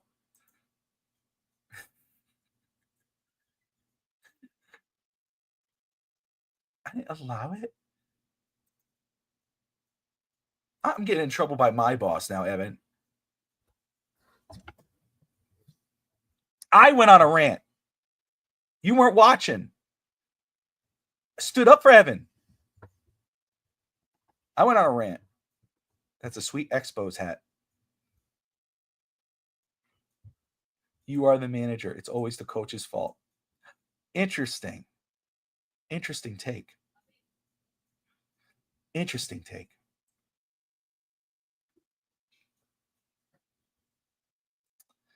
Let me make sure I'm not missing any comments here. Papapapooey. Stan is playing mom versus dad now.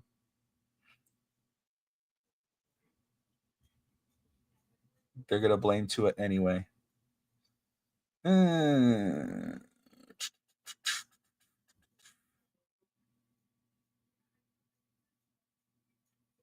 don't do social media. I only watch live YouTube for fans, so I don't know what Twitter is about. That's a good thing. All right. Well, since Evan wants to play this game, I'll give you one final chance to have your final word before we wrap it up. Final words. Come on now. None. Zero. Okay, I will.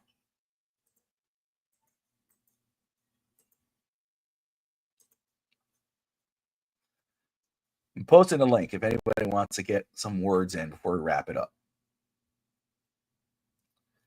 DSG label. It's going to hop in.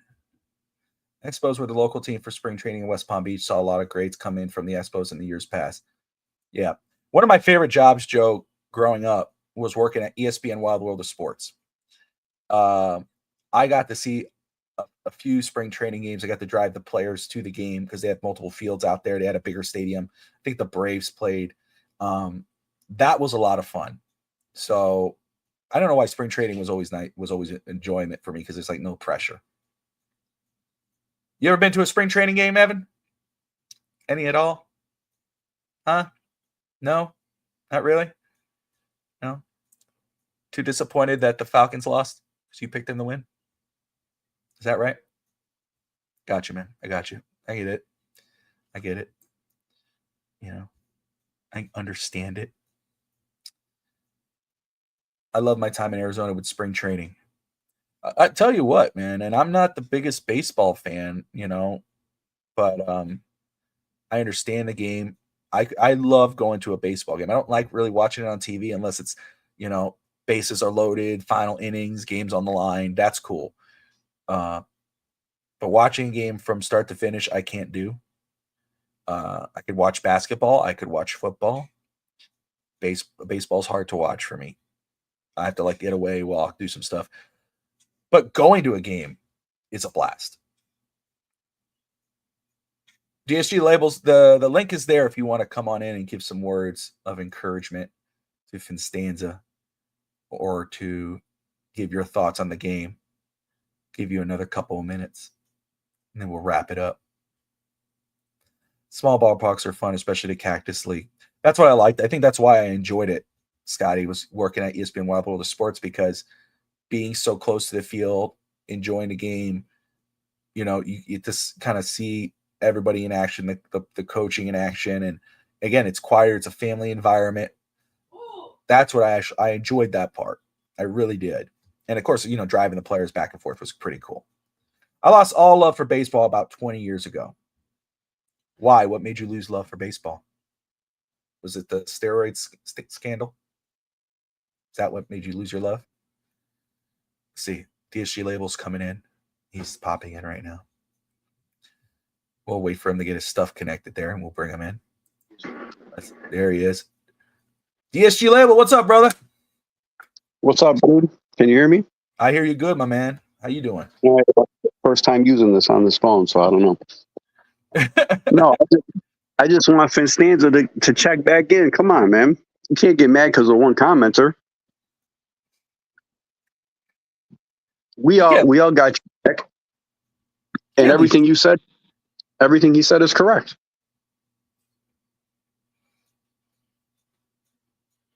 Can't leave DSG label hanging, Evan. You got to talk. Unmute your mic. Wow, he came on, and you're not going to say nothing to him. Wow, he's gonna no-sell me, really. Wow. Label, man, obviously you heard everything about the show. You watched the game, though. Man, give your thoughts on the game. What did you think about it? No, I agree with Evan. It's despicable that you have to pull out all the stops to beat the Jets. And I understand what Evan's saying. He's talking about the fact that you're relying on fluke plays to stay in the game with pass interference calls. We should not need a pass interference call to get in the red zone. We shouldn't need to go for it on 4th and goal to score a touchdown. We shouldn't need overtime to beat the Jets. And I think that's what he was trying to get across. And I think maybe Scotty was missing that, or maybe Daniel was missing that in the comments. It's not really being negative. It's just being honest and being realistic about the game that we've seen today. So how do you really have joy in the victory? Yeah, it's a win, but it doesn't really mean anything. That's the thing I was talking about earlier. You enjoy the win, get the win. But in the end, we're in a situation we shouldn't be in. The Dolphins are. With the talent on this roster, with the hype that was coming into this roster, going into this season, to be in this position that you're in now as a Dolphin, as a Dolphins team, or as a Dolphins fan, it sucks.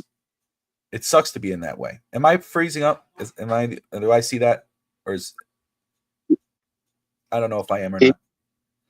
But and we said it last week on the post show.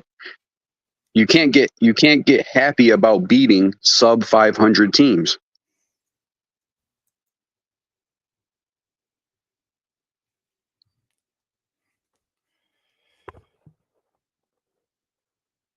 Did we lose Bobby?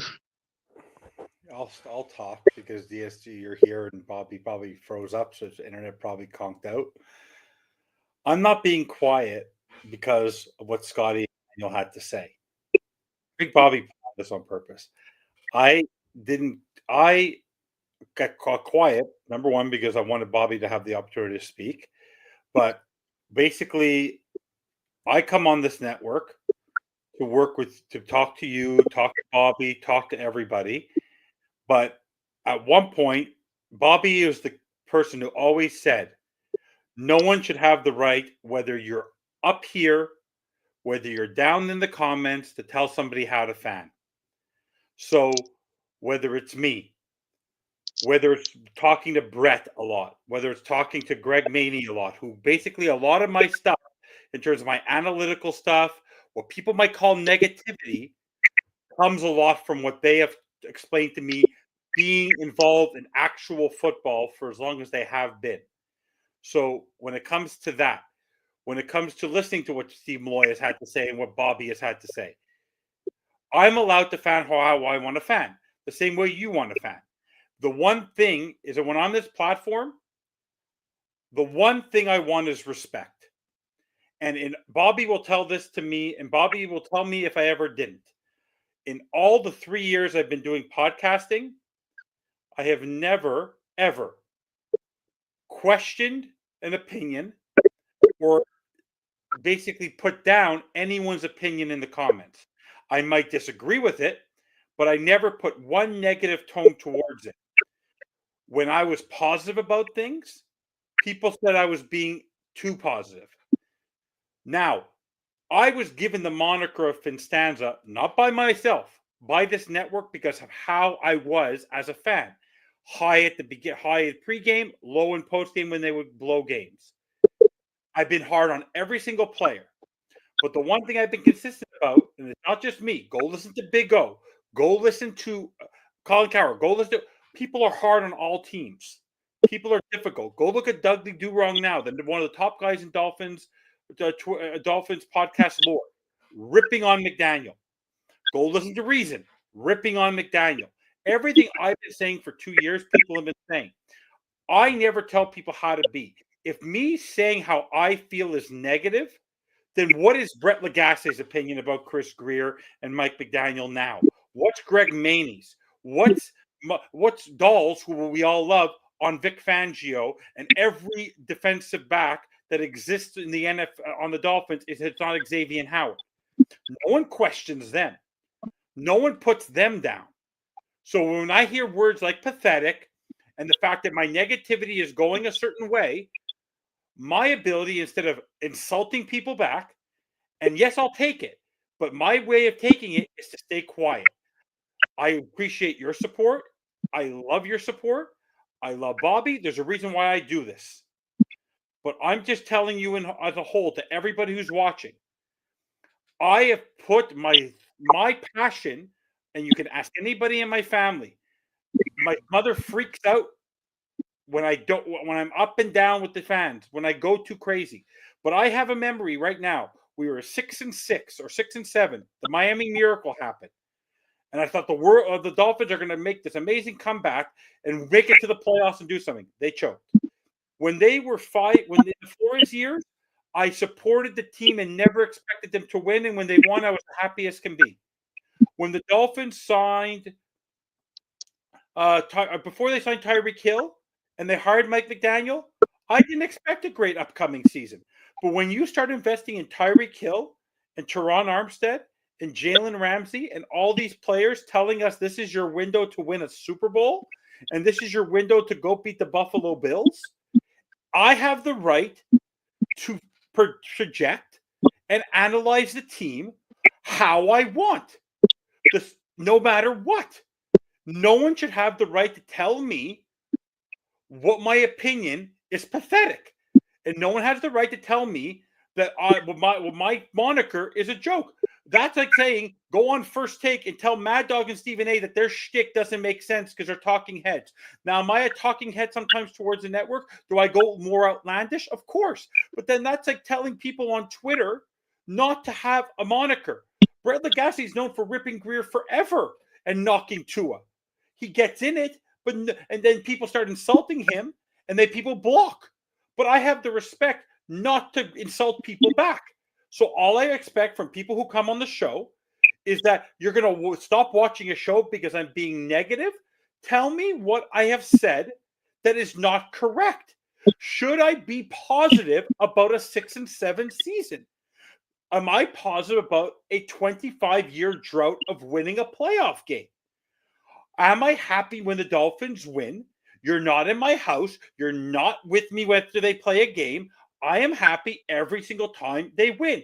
I get mocked by my friends and everyone around me on a regular basis that I walk around wearing Dolphins gear saying, why haven't you switched franchises yet? You're basically asking for trouble. And I make prop bets every single season that they're going to win. Bobby, I have made prop bets since 2016, 2015 that they're going to win the division every single year, even when Tom Brady was on the team. I lose money every year.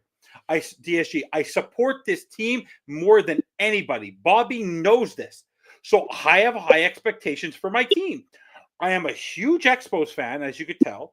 I'm a massive Montreal Canadiens fan in hockey. I know they're in a rebuild now. So when they lose, I'm disappointed, but there's expectation there. In the 3 years of Flores, there was expectations they were not going to win. When Mike McDaniel came in with Tua Tagovailoa and Jalen Waddle and Tyreek Hill, they were expected to turn things around within 2 to 3 years. They have done nothing. So because they have done nothing in the backup quarterback position, having 3 defensive coordinators, no improvement overall in special teams that could potentially cost you games, no change at the upper management position, poor drafting. If I have an opinion on it, and Bobby, wasn't I the guy being so positive about Chop Robinson on the draft that I had me and a particular person didn't even engage for 6 months because I was too rough, being too positive, and that person was actually being too negative? I defend this team to the hilt no matter what. But when I come on here and I see a team struggling in the fourth quarter to a team that has yet to have Aaron Rodgers, who's 40 years old, has yet to throw over 300 yards passing in 3 years, and he went through the Dolphins defense like it was butter, I'm allowed to be disappointed. I'm allowed to be happy about a win, but disappointed about the performance. They are mutually exclusive. I am allowed to have 2 different opinions about a particular game. The same way I bet you that Eagles fans are happy about their win, but they're disappointed on how they won. I'm happy that the Dolphins won, but I'm disappointed in the manner in which they won because of the fact that they literally had to rely on a Malik Washington last second 50-yarder, just Jason Sanders not kicking a gimme to get them into overtime. I'm allowed to be disappointed. Doesn't mean I'm not happy about the win. I clap when they win. Daniel, making the playoffs is something, but they've made the playoffs in a made-up seeding that didn't exist before 2 years ago. If that seeding didn't exist, they're not in the playoffs. They're not in the playoffs. So making the playoffs is nothing when you don't even control your own destiny. But Scotty, who are you to tell me my opinion is an analysis? Everything I ever say when I look at the stats is backup. Just because you don't come on here and tell me, because you don't seem to go after Bobby as much. You don't go after Brett. You come after me because I have an opinion on posting that you don't like. That's not true. I mean, yes. he comes after me. He has been after me every single post game for whatever reason I do not know because I'm negative. I'm not negative. Bobby, everything I've been saying, I say it after on post game. When you say it on Finch Talk Today or East 10th Street Boys, and Brett and Greg say it on Overtime. That's the only difference. That's the only difference. Okay. I'm going to say that. I'm going to say this quick because you're on the post game show. Okay. And I'll say this, your opinion, right? Or your analysis rub people the wrong way. You're in front of an audience and the audience has a right to comment and they're going to say stuff. Scotty and Daniel on the Draft Talk, on my other shows, Scotty especially, has come at me. Me and Scotty. Scotty just said at the top of the show, scroll up to the comments to see what Scotty just said earlier in the show. Or was it pregame? That he said that I got mad at him, but it's okay. The other show. But we went back and forth. We went at it. So no, it's not just you. I never thought it was just me. But don't call my takes pathetic. Don't tell me my opinion is analysis because I don't tell anybody that. I accept everyone's comments and I appreciate everybody's comments. But don't start twisting and taking what I say out of context. You want to question what I'm saying and disagree that you don't think Mike McDaniel's a good coach, be happy with the win, but don't start questioning how I analyze things and how I look at things, because when he says something, I don't question how he's saying it. I don't try to take it out of context and judge the context of how it is, because no one can say how I reacted when Dolphins win, when they lose, because you put up with it that every game in the first year that I was putting it back in your face. You see, Tua was better than what you thought he was. You were a quarterback away. this team when victories in the NFL are tough, but not for a team that kept on telling us not to worry about the offensive line and that our goal was to win the division, not to play the playoffs this season, but to win the division and contend for a Super Bowl. Those were not my expectations. Those weren't DSG's. Those weren't Bobby Finn's talk. That was Chris Greer and Mike McDaniel. That was not us. DSG, you were saying something?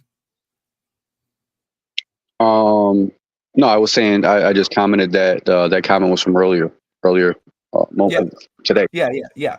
So yeah, and I'm just I get it. I'm just saying no. He's come at me. They've come at me before. I mean, he said they don't. They do. I've gotten the brunt of it. Listen, I came at Stanza a couple weeks ago with the A-Chan thing. It's all in good fun, dude. It's like we actually, I like to pick at you and get you going because it's so entertaining. I mean, that's why I'm here. I tuned in today early for your rant. It was epic. I wasn't expecting Bobby to come after you and kind of kill your promo. I mean, you came with the 9 o'clock promo and then Bobby came with the main event and poured his heart out, and then you went silent and killed and then the whole thing, we're off the rails now. But this was a fun show. It was good. And I think everybody's actually in agreement at the end of the day, realistically, if you're being honest about it. Yeah. Yep. We all know what the season is at this point. And it's sad to watch fluke victories. It really is. We should be styling on teams that are under 500. We should be marching into a playoff. These should be easy games. We should be fine tuning the whole system at this point of this year, and we should be destroying teams. These teams. This should be like we should be looking at the playoffs right now and thinking, okay, we should be looking at who we're going to be playing in the playoff game and how we're going to beat them. And instead, we're sitting here hoping that 2 other teams lose and maybe we get in on a fluke chance, technicality, and Daniel, do you really? You say is making the playoffs nothing, but dude, do you really want to watch that playoff game? Do you really want to see us play against Buffalo? That's fine. Let me answer that very quick because is making the playoffs nothing? It is nothing for the Dolphins. It's nothing. It's nothing to Kansas City. Kansas City get to the playoffs, they're probably going to win. They have a shot to win. For Buffalo, they have a shot to win. Miami has made the playoffs 2 years in a row, falling in and then getting bounced. That's when the playoffs mean nothing. When you just get in and then you get bounced 2 years in a row and then you underperform this season, it means nothing. And it's DSG Label joining us too. He was in the comments. He's here. He's on live on the audio. Miami.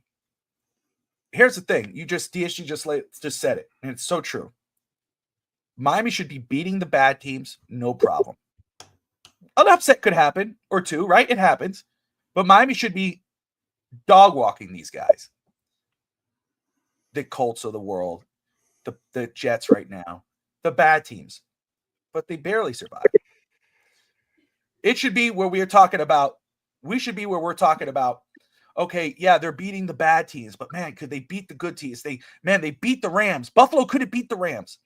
Miami had trouble stopping the Jets today on offense, but they did better against the Rams offense that the Buffalo Bills couldn't stop today.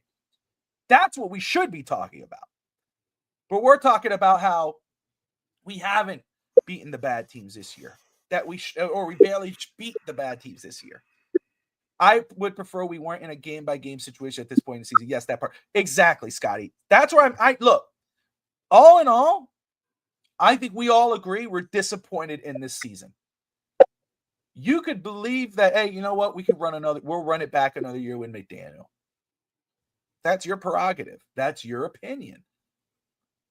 But I think we all agree, and we could disagree on that opinion, on who should be either your quarterback, your coach, your GM. What I think we all could agree on, I don't think there's an argument there, and I'd be surprised if there is any argument, that all of us are disappointed. I think we're all in agreement that we all are disappointed in this team's performance this season and where we are at this season and our deficiencies this season. Right? We're all disappointed in that. We're not going in. You're not disappointed in that? No, 100% I am disappointed. I'm not disappointed because the reason why I'm not disappointed was because what's different about this team that we saw last year. We lost in Tennessee against Tennessee. Mm-hmm. We lost a critical game against Buffalo that forced us not to have a repeat home game against Buffalo at home, but to go into the frigid of Kansas City, where in one of the coldest games in record in NFL history, you're asking your quarterback to throw the football. Then a guy gets interviewed at the half saying we needed to establish the run and throws the ball 3 times. Then the next season, they don't go get a backup quarterback, which you harped on even more than me. I hardly even talked about it because I supported the take, and I didn't. For me, it was what it was. They didn't go beef up the offensive line. They went to go get a small guy in Aaron Brewer. They drafted Patrick Paul because they were projecting, but they were now putting a project in there who ended up having to be used more than he needed to this year because of injuries.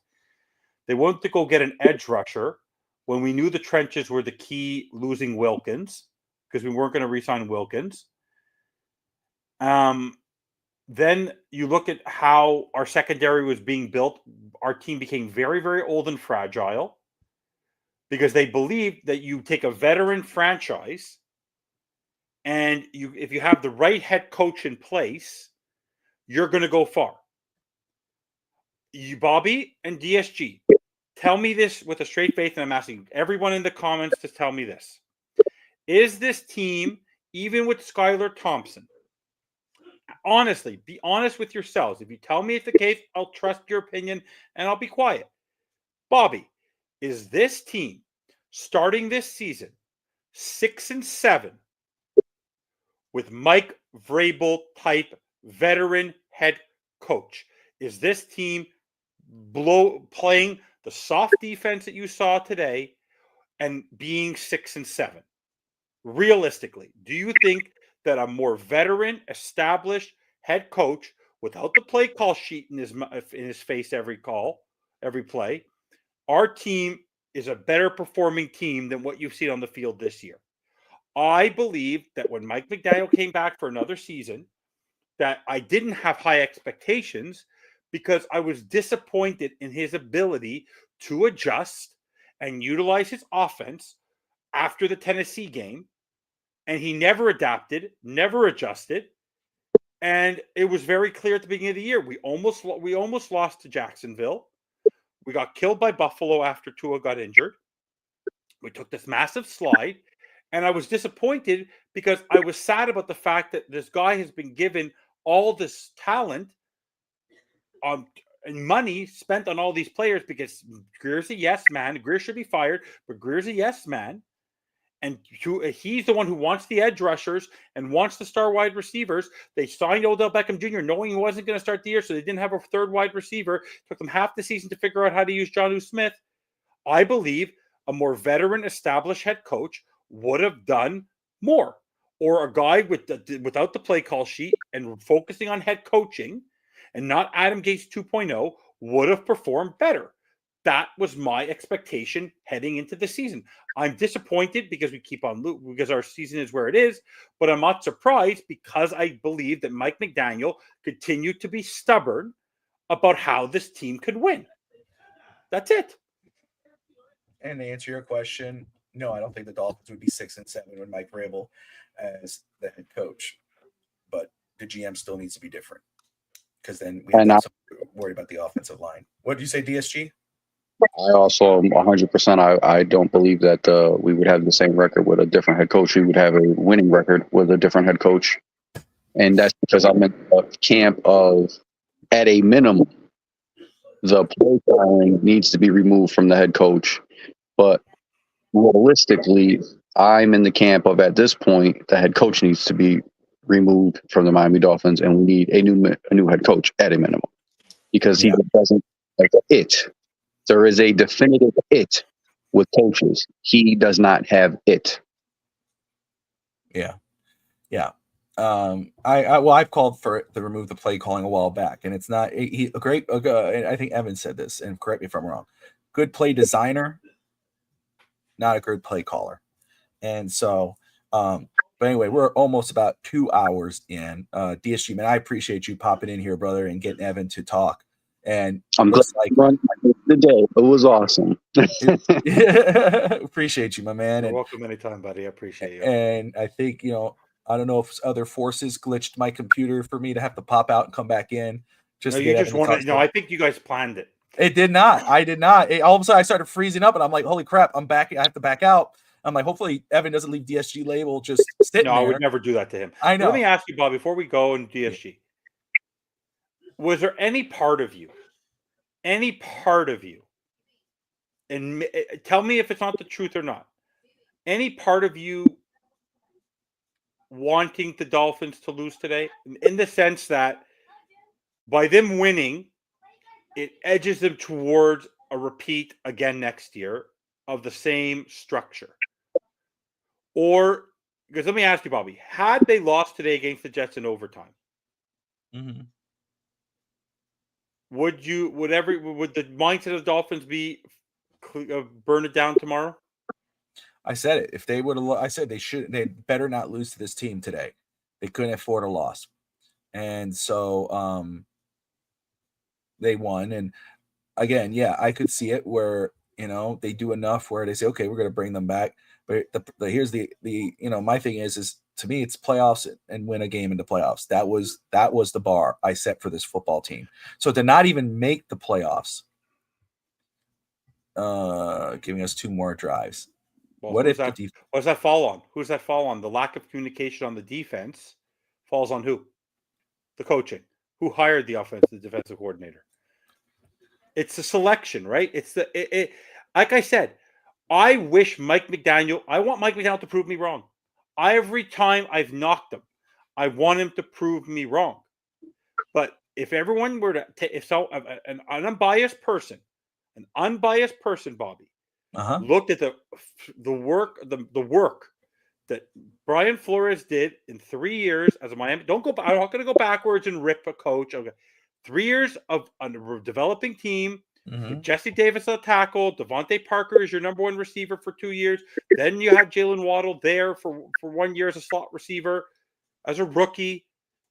And the defense that he had with and Byron Jones, who Byron Jones was injured for half the year, and the young Christian Wilkins and the young Zach Sealer, take that team and the measure of work that he did at 1-7, getting them to 9-8. So far in Mike McDaniel's tenure, they've been 8 or 9-3 and ended up 10 and then blew 4 or 5 and lost 5-6 games in a row and got bounced out of the playoffs 2 years in a row. And this year, he fell to 2-6 and has had to recover it to now they're 6-7. So he's had blimps of losing 4 or 5 games in a row, not in 1, not in 2, but in 3 consecutive seasons. And coming out of your mouth, you can't blame injuries. Injuries, everybody has injuries. You want to go, I don't know if you saw this. Did you go see, when you look DSG, go back and look. The game on the defensive side of the ball, do you know that the Detroit Lions had over a dozen injuries on the defensive side of the ball this season? Does that team give excuses about having a dozen people injured, including Aiden Hutchinson?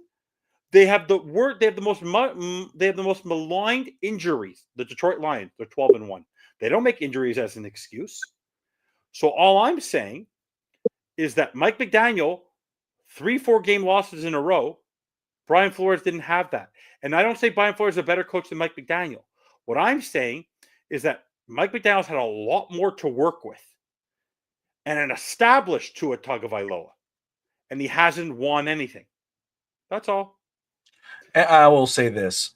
First off, Lenny, appreciate you watching. Miss you guys crazy down, Greer. Not Hold saying on, Copper. yeah, I'm gonna get there. I never praised him. Tua's injury killed the season. Period. I said that. If Miami was 2-2 with Tua missed the games, you guys are praising McDaniel. Greer is not a competent backup quarterback. Here's the thing: they didn't, and I put the backup quarterback situation on both McDaniel and Greer, because McDaniel's the head coach. If he went in there and said, "Man, listen, we need a legitimate backup. Skyler's not ready. We need another guy to come in here and do that." They didn't do that. McDaniel did not do that. So Greer did not go get one. Okay. He went into the season saying, I'm confident in Skyler Thompson. He said it out loud. We all knew Thompson couldn't play. We saw. But McDaniel didn't do it. McDaniel didn't see it because he was okay going in there as him as the backup quarterback. He went out and said it out loud. Lenny, what does that say? Well, no, and it's fine. What I'm saying is that, Greer not getting a competent backup. You're right, Lenny. But that also falls on Coach McDaniel. And you're right. If McDaniel would have went 4-0 with Skyler Thompson, and Skyler Thompson would have looked like a legitimate backup quarterback and done well, and he went 2-2, we could have begged for that and said he didn't. It's on the GM. It's on the coach too. It's on the coach. Stop pretending. What are we doing here? Do you actually think that McDaniel went to Chris Greer and said, "Hey man, we need a backup. Can you go trade for Sam Howell or Mac Jones or one of those guys?" And Greer said, "No, man, we're going to stick with Skyler." You think that's how it went? You don't think that maybe Greer would have said, "Hey man, what do you think with our quarterback room? Hey, we're great with Tua, and if something happens to Tua, we're good with Skyler. Skyler's gonna be just fine." Come on, it's on both. Yeah, so literally lost it exactly. And that's on your coach. You had a quarterback in your system who was in your system for 3 years. 3 seasons, Skyler Thompson was in your system. And he regressed. That falls on your coach. You went into this year with that quarterback that regressed in 3 seasons as your backup. You were comfortable with that. Greer and McDaniel. And it bit you in the ass. Bobby, do you think Greer makes every move McDaniel asks for? I think they're a partnership, which it should be. It bit him in the ass with Flores. He said it. When McDaniel said, "I wanted edge rushers," what did Greer do in the draft this year? He got him. McDaniel wanted Calais Campbell not to be traded. Greer was going to trade Calais Campbell. Greer said, "Don't do it." McDaniel said, "Don't do it. We still have a chance." He didn't do it. OBJ. What are we talking about here? Why are we pretending? We're going to harp it on one guy? I've wanted Greer gone since Flores. I don't know what fantasy book you're reading. I don't know what world you're living in. Greer calls the shots. He's the GM. McDaniel and him are partners. Do not think that if McDaniel went in that room and said, "Dude, we need another quarterback," and if you're going to put on not getting up, let's go with that argument. Wait, stop, Bobby. What? Easiest response. Who was the guy who ran into Chris Greer's office and says, "Don't trade Calais Campbell"? I just said Calais Campbell. I know, but I'm repeating it. Guys, they said Calais Campbell was out the door. Mike McDaniel blocked it. Chris Greer stopped the trade. He was gone. But Lenny, that's what I said. That's the thing. That's McDaniel's claim to fame. No, that's his claim to fame. He brought to his confidence. That's what he did. He brought out to his confidence. That's what he did. But what has he done with the other quarterback? What has he done with Skyler? Skyler's 3 years in his system. What did he do? Tua already was a good quarterback on a good day. Tua is who he is. But what's the difference between Flores Tua and McDaniel Tua? McDaniel Tua has confidence. Hey, Bobby. That's like when people say, "Well, Tua needs McDaniel." That's like saying that your kids go to grade school and they need to have the same teacher from grade 1 to 6. And let me Like, just say, so I what? so I don't know, Scotty. I don't know. I guess so. He could make moves without McDaniel. I doubt it though, because that's not how it should work. Oh, let me just hey McDaniel. Oh, go ahead. Hold on 1 second, DSG, then you follow up. Oh, hey McDaniel, I just signed OBJ, even though he can't play for 6 weeks or 4 weeks. I just signed him, but I guess I'm gonna have to fit him in. I don't McDaniel know. said he That knew. doesn't. McDaniel said he knew. I know. All I'm saying is that doesn't make sense. You're not understanding that Greer calls the shots. He doesn't have to listen. I get that. That's fair. He doesn't have to. He's the GM. That's fair. He could totally do that, right? He could totally do that. I'm saying though that wasn't the case when it comes to the quarterback position. The injury to Tua did cost Miami wins, but I put those on McDaniel and I put them on Greer because they decided that their QB room was good enough to survive without Tua for 3-4 weeks. Go ahead, DSG. I was going to say the real world backs it up too, because how long has Greer been in Miami? How many years? What's it, 20 years now? 25. How long has he been GM, though? How long has he been GM? 2018? 2018, so yeah, 6 years. 7 years. Okay. You tell me who at your job that's been there for 25 years is the go against the grain guy. I'll wait. They don't exist. The go against the grain guys, they don't last for 25 years. So the whole thing is moot at that point. Greer is not going to go against the grain. He's going to play well to get along and keep his job. I mean, everybody sees that. I don't understand how you don't see that. Bobby, it's crazy. Do you think Sean Payton is not the general manager of the Denver Broncos? I guarantee you Bo Nix was his pick. Right? Jim Harbaugh is not the general manager of the LA Chargers. When he walked in there, Joe Alt was his pick. He could have gone to get a wide receiver. He could have gone to get a different. All the wide receivers. Do you know how people were surprised that he took Joe Alt? People were surprised he took Joe Alt, but he knew what his type of offense he wanted to run. They didn't get rid of Mike Williams and Keenan Allen because the GM felt like it. They did it because that's what John Harbaugh wanted. When a new head coach comes in, a Tyreek Hill trade, the Chop Robinson pick, Devon Achane pick, the Cam Smith pick is a Chris Greer pick because that's what Chris Greer likes star positions.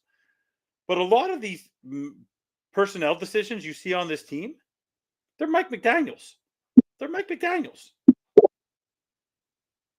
Mike McDaniel had to know that Vic Fangio was going to be not here for more than a year. Everyone knew. In the end, Mike McDaniel and Chris Greer are tied at the hip because Mike McDaniel was the only head coaching position Mike McDaniel has ever interviewed for is the Miami Dolphins. And remember, the runner-ups to this position are Kellen Moore, who's yet to get a head coaching job, and Brian Daboll, who's holding on by a thread with the Giants. The whole structure of the team, from Ross to Greer, they have more responsibility than McDaniel. The difference is that McDaniel has more talent on the field than any guy in 35 years. No one can name me a better offense. Not even Dan Marino, since Duper and Clayton, has had an offense that Mike McDaniel has at his disposal. He has the number one ranked by his player in the league. He has the highest paid wide receiver core in the league. He has the highest paid cornerback in the league. He has one of the highest paid left tackles in the league. I'm not stopping you because anything of that. I'm just highlight these comments.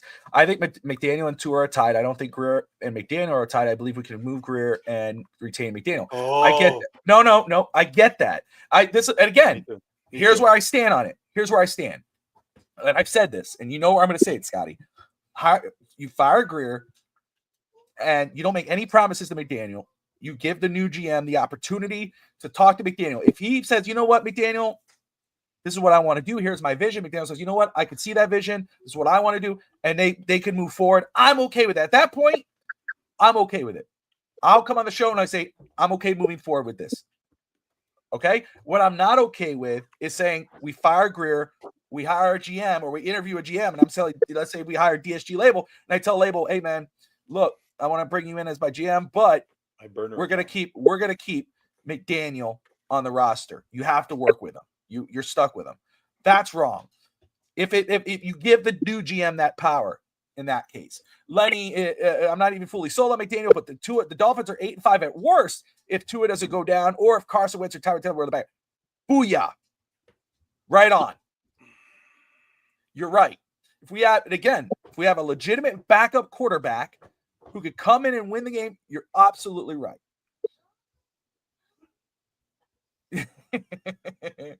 Oh yeah. Still talk about it though, even if it's mute. No, I saw it right away. No, but guys, that's the one thing I've been saying. I know McDaniel's coming back. I know that Greer's coming back. I know Ross is not going to make changes. Ross is afraid to make changes. He's still putting a profit. All I'm saying is even all us as fans deserve better than this team has performed this season, because we suffered through a tough rebuild for the first 3 years with Flo.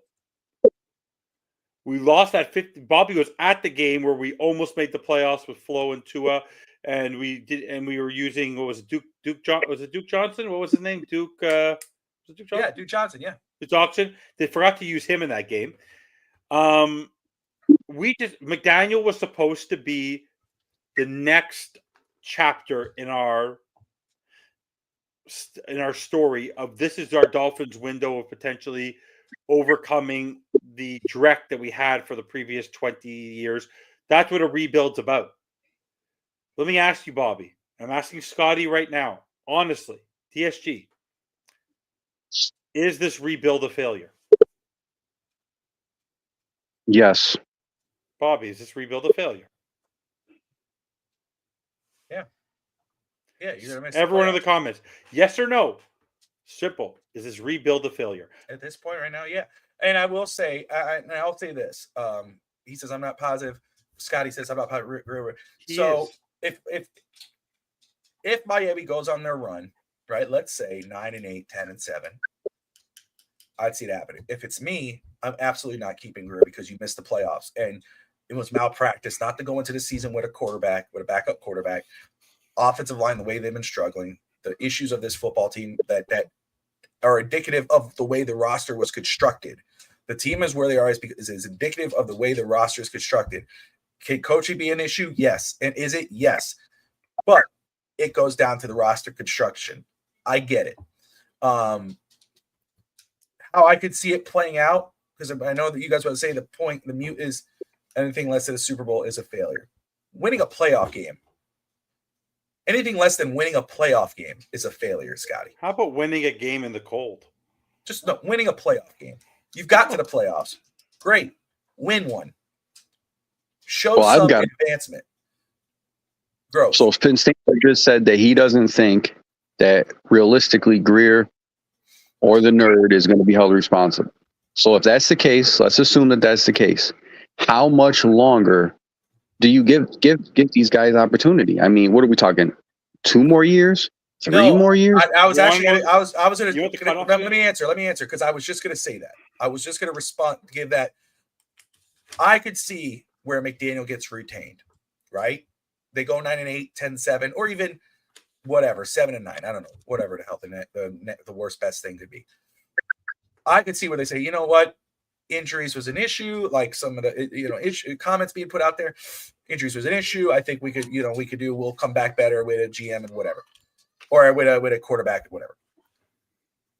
I think there's a change to be made at the halfway point of next season if the Dolphins have this season. That's where I think. That's even more.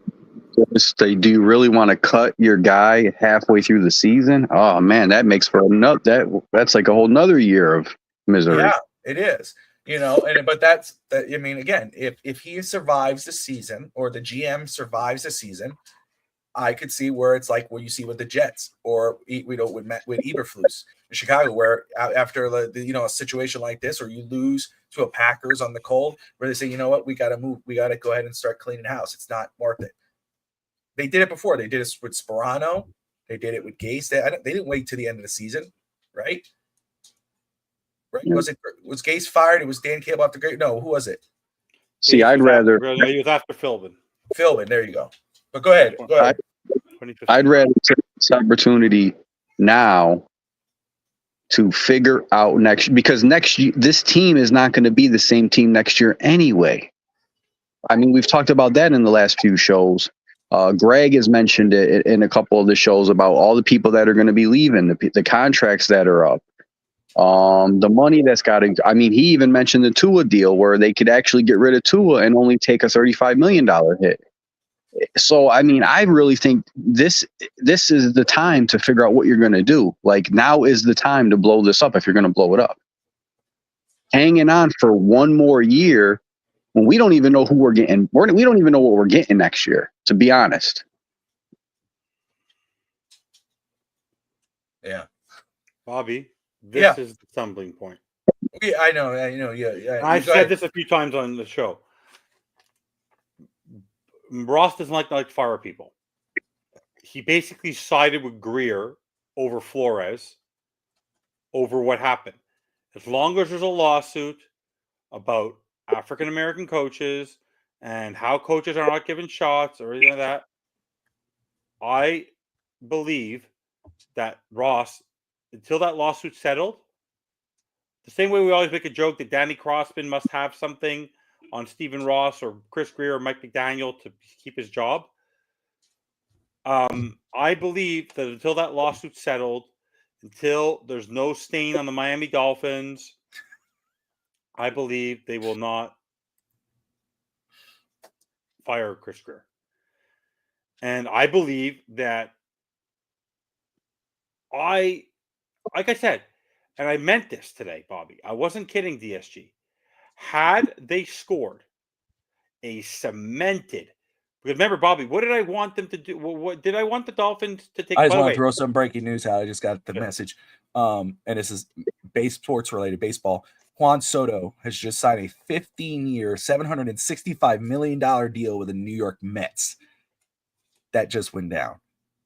Huge deal. He went across the bay. And joined the Red Apple there, and he's signing with the Mets. By the way, it's a beautiful field, Citi Field. That contract is the contracts in baseball are ridiculous. By the way, you just gave that contract to a guy who's a phenomenal middle of the lineup hitter, and I'd love to come on deck with Russ to talk about this because the guy is phenomenal at the plate, but he's not a great fielder. He doesn't play. That's what Russ said. Russ has brought that all up. He does not play a premium. He does not pitch. He doesn't play a premium position. And maybe he wants. By the way, I think he wants to be close to the airport because that's where Citi Field is. It's right next to LaGuardia, right there. It's right there. Crazy, man. But to give a guy $765 million. How much was guaranteed? I don't see the guarantee right now. Yeah, Shohei Ohtani this year, the reason why he was worth it, even though he struggled in the playoffs, was the fact that he's going to pitch next season. So, it's 15 crazy. years, 765, includes no deferred money, and has escalators that could reach above $800 million. He's going to be 40 when the contract ends. Baseball contracts are freaking crazy. Yeah, it doesn't make sense. I mean, Ohtani is probably like, I don't know. I'm not in. But Ohtani, but see, the difference is Ohtani has done things that Ohtani's worth that to me. I mean, he's the face of baseball. But he pitches. Yeah, he pitches. He hits. He's the face of baseball. The guy hit 50-50 this year. Soho was awful in the playoffs this year. Shout out to the wife for. By the way, the comment I wanted to make, by the way, when I was there had to do with the lawsuit, but the point is that had they gone down, Bobby, and I meant this, I was watching this with my son. I said, they got into the red zone. They would have been better off at the 20 to score a touchdown. Mhm. If they would have gone down and pounded the ball and got the ball in, I would on one or two plays on the 1 or 2 yard line, but they struggled. They got down the field in 4 plays, and it took them to almost twice as much to score a touchdown. I would have said nothing. They didn't show growth today. Bobby, can you tell me one positive? For me, a win is a win. But what did you see today that you haven't seen before? Tua is already performing at a high level. We already know Tyreek is capable. We already know Jalen Waddle's capable. All we saw today is they take the same penalties. They don't manage it well to get the play call in right. And that the defense was soft. That's it. We didn't learn anything new. We just our team was just good enough to pick up a victory against a 3-9 franchise. That's at home with a very much aligned injured team that had a quarterback who had not thrown 300 yards in 3 years. That's all I wanted. I wanted to see some growth. This should have been by the way, this should have been the easiest game on their schedule. Yeah. Because the Jets had nothing to play for. Rodgers not going to be there next year. Wow. They had nothing to play for. They had nothing to play for. All baseball contracts are fully guaranteed. Yeah. Wow. Yeah, fully guaranteed. It's not like in the NFL. And he doesn't play. But so that's all I'm trying to say. I did not see anything today that gives me confidence that they're going to do better in Houston. So all I wanted to see was some adjustments. Mike McDaniel, a study of the tape, gets there 3 o'clock, 2 o'clock in the morning every day. Did you not see that on red zone, using HN up the middle is not the way to do it? But you still tried to do it. That doesn't show improvement for me. That shows stubbornness. Not using Jonnu Smith today, but using Devon Achane in the position of Jonnu Smith for most of the game is not growth for me. Because when you saw Jonnu Smith with the football, he was getting 10, 15 yards at a time. So all I wanted was growth from the offensive side of the ball. Because I'm not concerned as bad as the defense has been, Bobby, this team was not built to be a great defensive team. But shockingly enough, if you go look at the rankings, DSG, and I don't have to spoil it for you, the defense is higher ranked with as bad as they were today than the offense. And like Brett Lagasse texted me many times, as much as the defense struggled today, this is an offensively built team. The offense is supposed to carry you. And the leader of that offense is your biggest hindrance on why you struggle to win defining games going back to last season. You play to win the game. Our defense, in my opinion, has overperformed all year, and it's not talked about really much, honestly. A lot of these games were close, and we even had a chance to win when Tua was out because our defense overperformed so well and kept it like a low-scoring game, where even with a backup QB, we had a chance. So, yeah. And maybe, as Scotty puts up, defense has let up 24 points per game since Tua's return. Is it because maybe they feel better because, it's less pressure with Tua? I don't know. That's again, that falls on coaching. And you could say reverb and Daniel you want. You still, to me, you got to stay on your defense and say, hey, I still need you to stifle the offense. Hey, Bobby. Yeah. Want to hear a crazy thing? Yeah. As crazy as that contract sounds to you about Juan Soto, Tua still makes more. A year. Tua still makes more a year. What's Soto's per year? 50. If you take 765 by 15, it's 51. Okay. Tua makes more. Well, the escalator's 800. I know, but Tua still makes more. LeBron makes more. Well, goodness. Max Verstappen makes more. So because the contracts are insane there. They're guaranteed, but it's crazy. But it's because it's 15 years. Yeah, but remember when you look back, like even when you look back at when Rodriguez got his contract from the Rangers, big contracts don't lead to wins. Like if you look back at the Dodgers winning the World Series this year, Shohei Ohtani was not the reason why they won. It was that guy Edman. It was Mookie Betts. It was Freddie Freeman, obviously. It wasn't Shohei Ohtani. Shohei Ohtani got you there, but Shohei Ohtani's big contract wasn't what won you the World Series. He actually, him and Aaron Judge were the two poorest performing players in the World Series. The two highest paid players in that World Series were the two poorest players in the World Series. All right. Well, that about, I think, wraps it up. I think everybody got their 2 cents in. I will say, Lenny, I agree, right? In regards of Miami won today. They did their job. It was against a bad football team. But you know what? It was tougher for them to beat the bad teams earlier in the year. They did it today. So rejoice in the victory. Yes, their pulse, they still have a pulse. It's faint, but they still have it. Okay. Chargers, I think, are losing. Last I checked, they 6-0. I don't know if the scores changed up to that point. You know, obviously Miami has to rely on those teams to lose. But right on. You know, now you've taken care of the Jets, move on to Houston, do your job in Houston. You know, show up against a good team. Win in Houston, keep it going. So, yeah, they're losing. Okay, so they're still losing. All right, so there you go. 13-7. Herbert is coming back in the game. I know you said Scotty said Herbert went out. But anyway, DSG Label, I appreciate you joining us, my man. It's great to hear your voice and have you on, my dude. Appreciate you. Thank you, guys. You're welcome anytime, buddy. Yep. Lenny, Scotty, Sackman, Undefeated, Steve Malloy. Forgive me if I miss anybody. Daniel, Tati, Joe. Forgive me. I'm trying to zoom up here. But anyway, appreciate you guys all for joining us for today. A fun post game. Yes, Dolphins did win. But imagine if they would have lost, what this show would have been. So, but they win. We move forward on to Houston.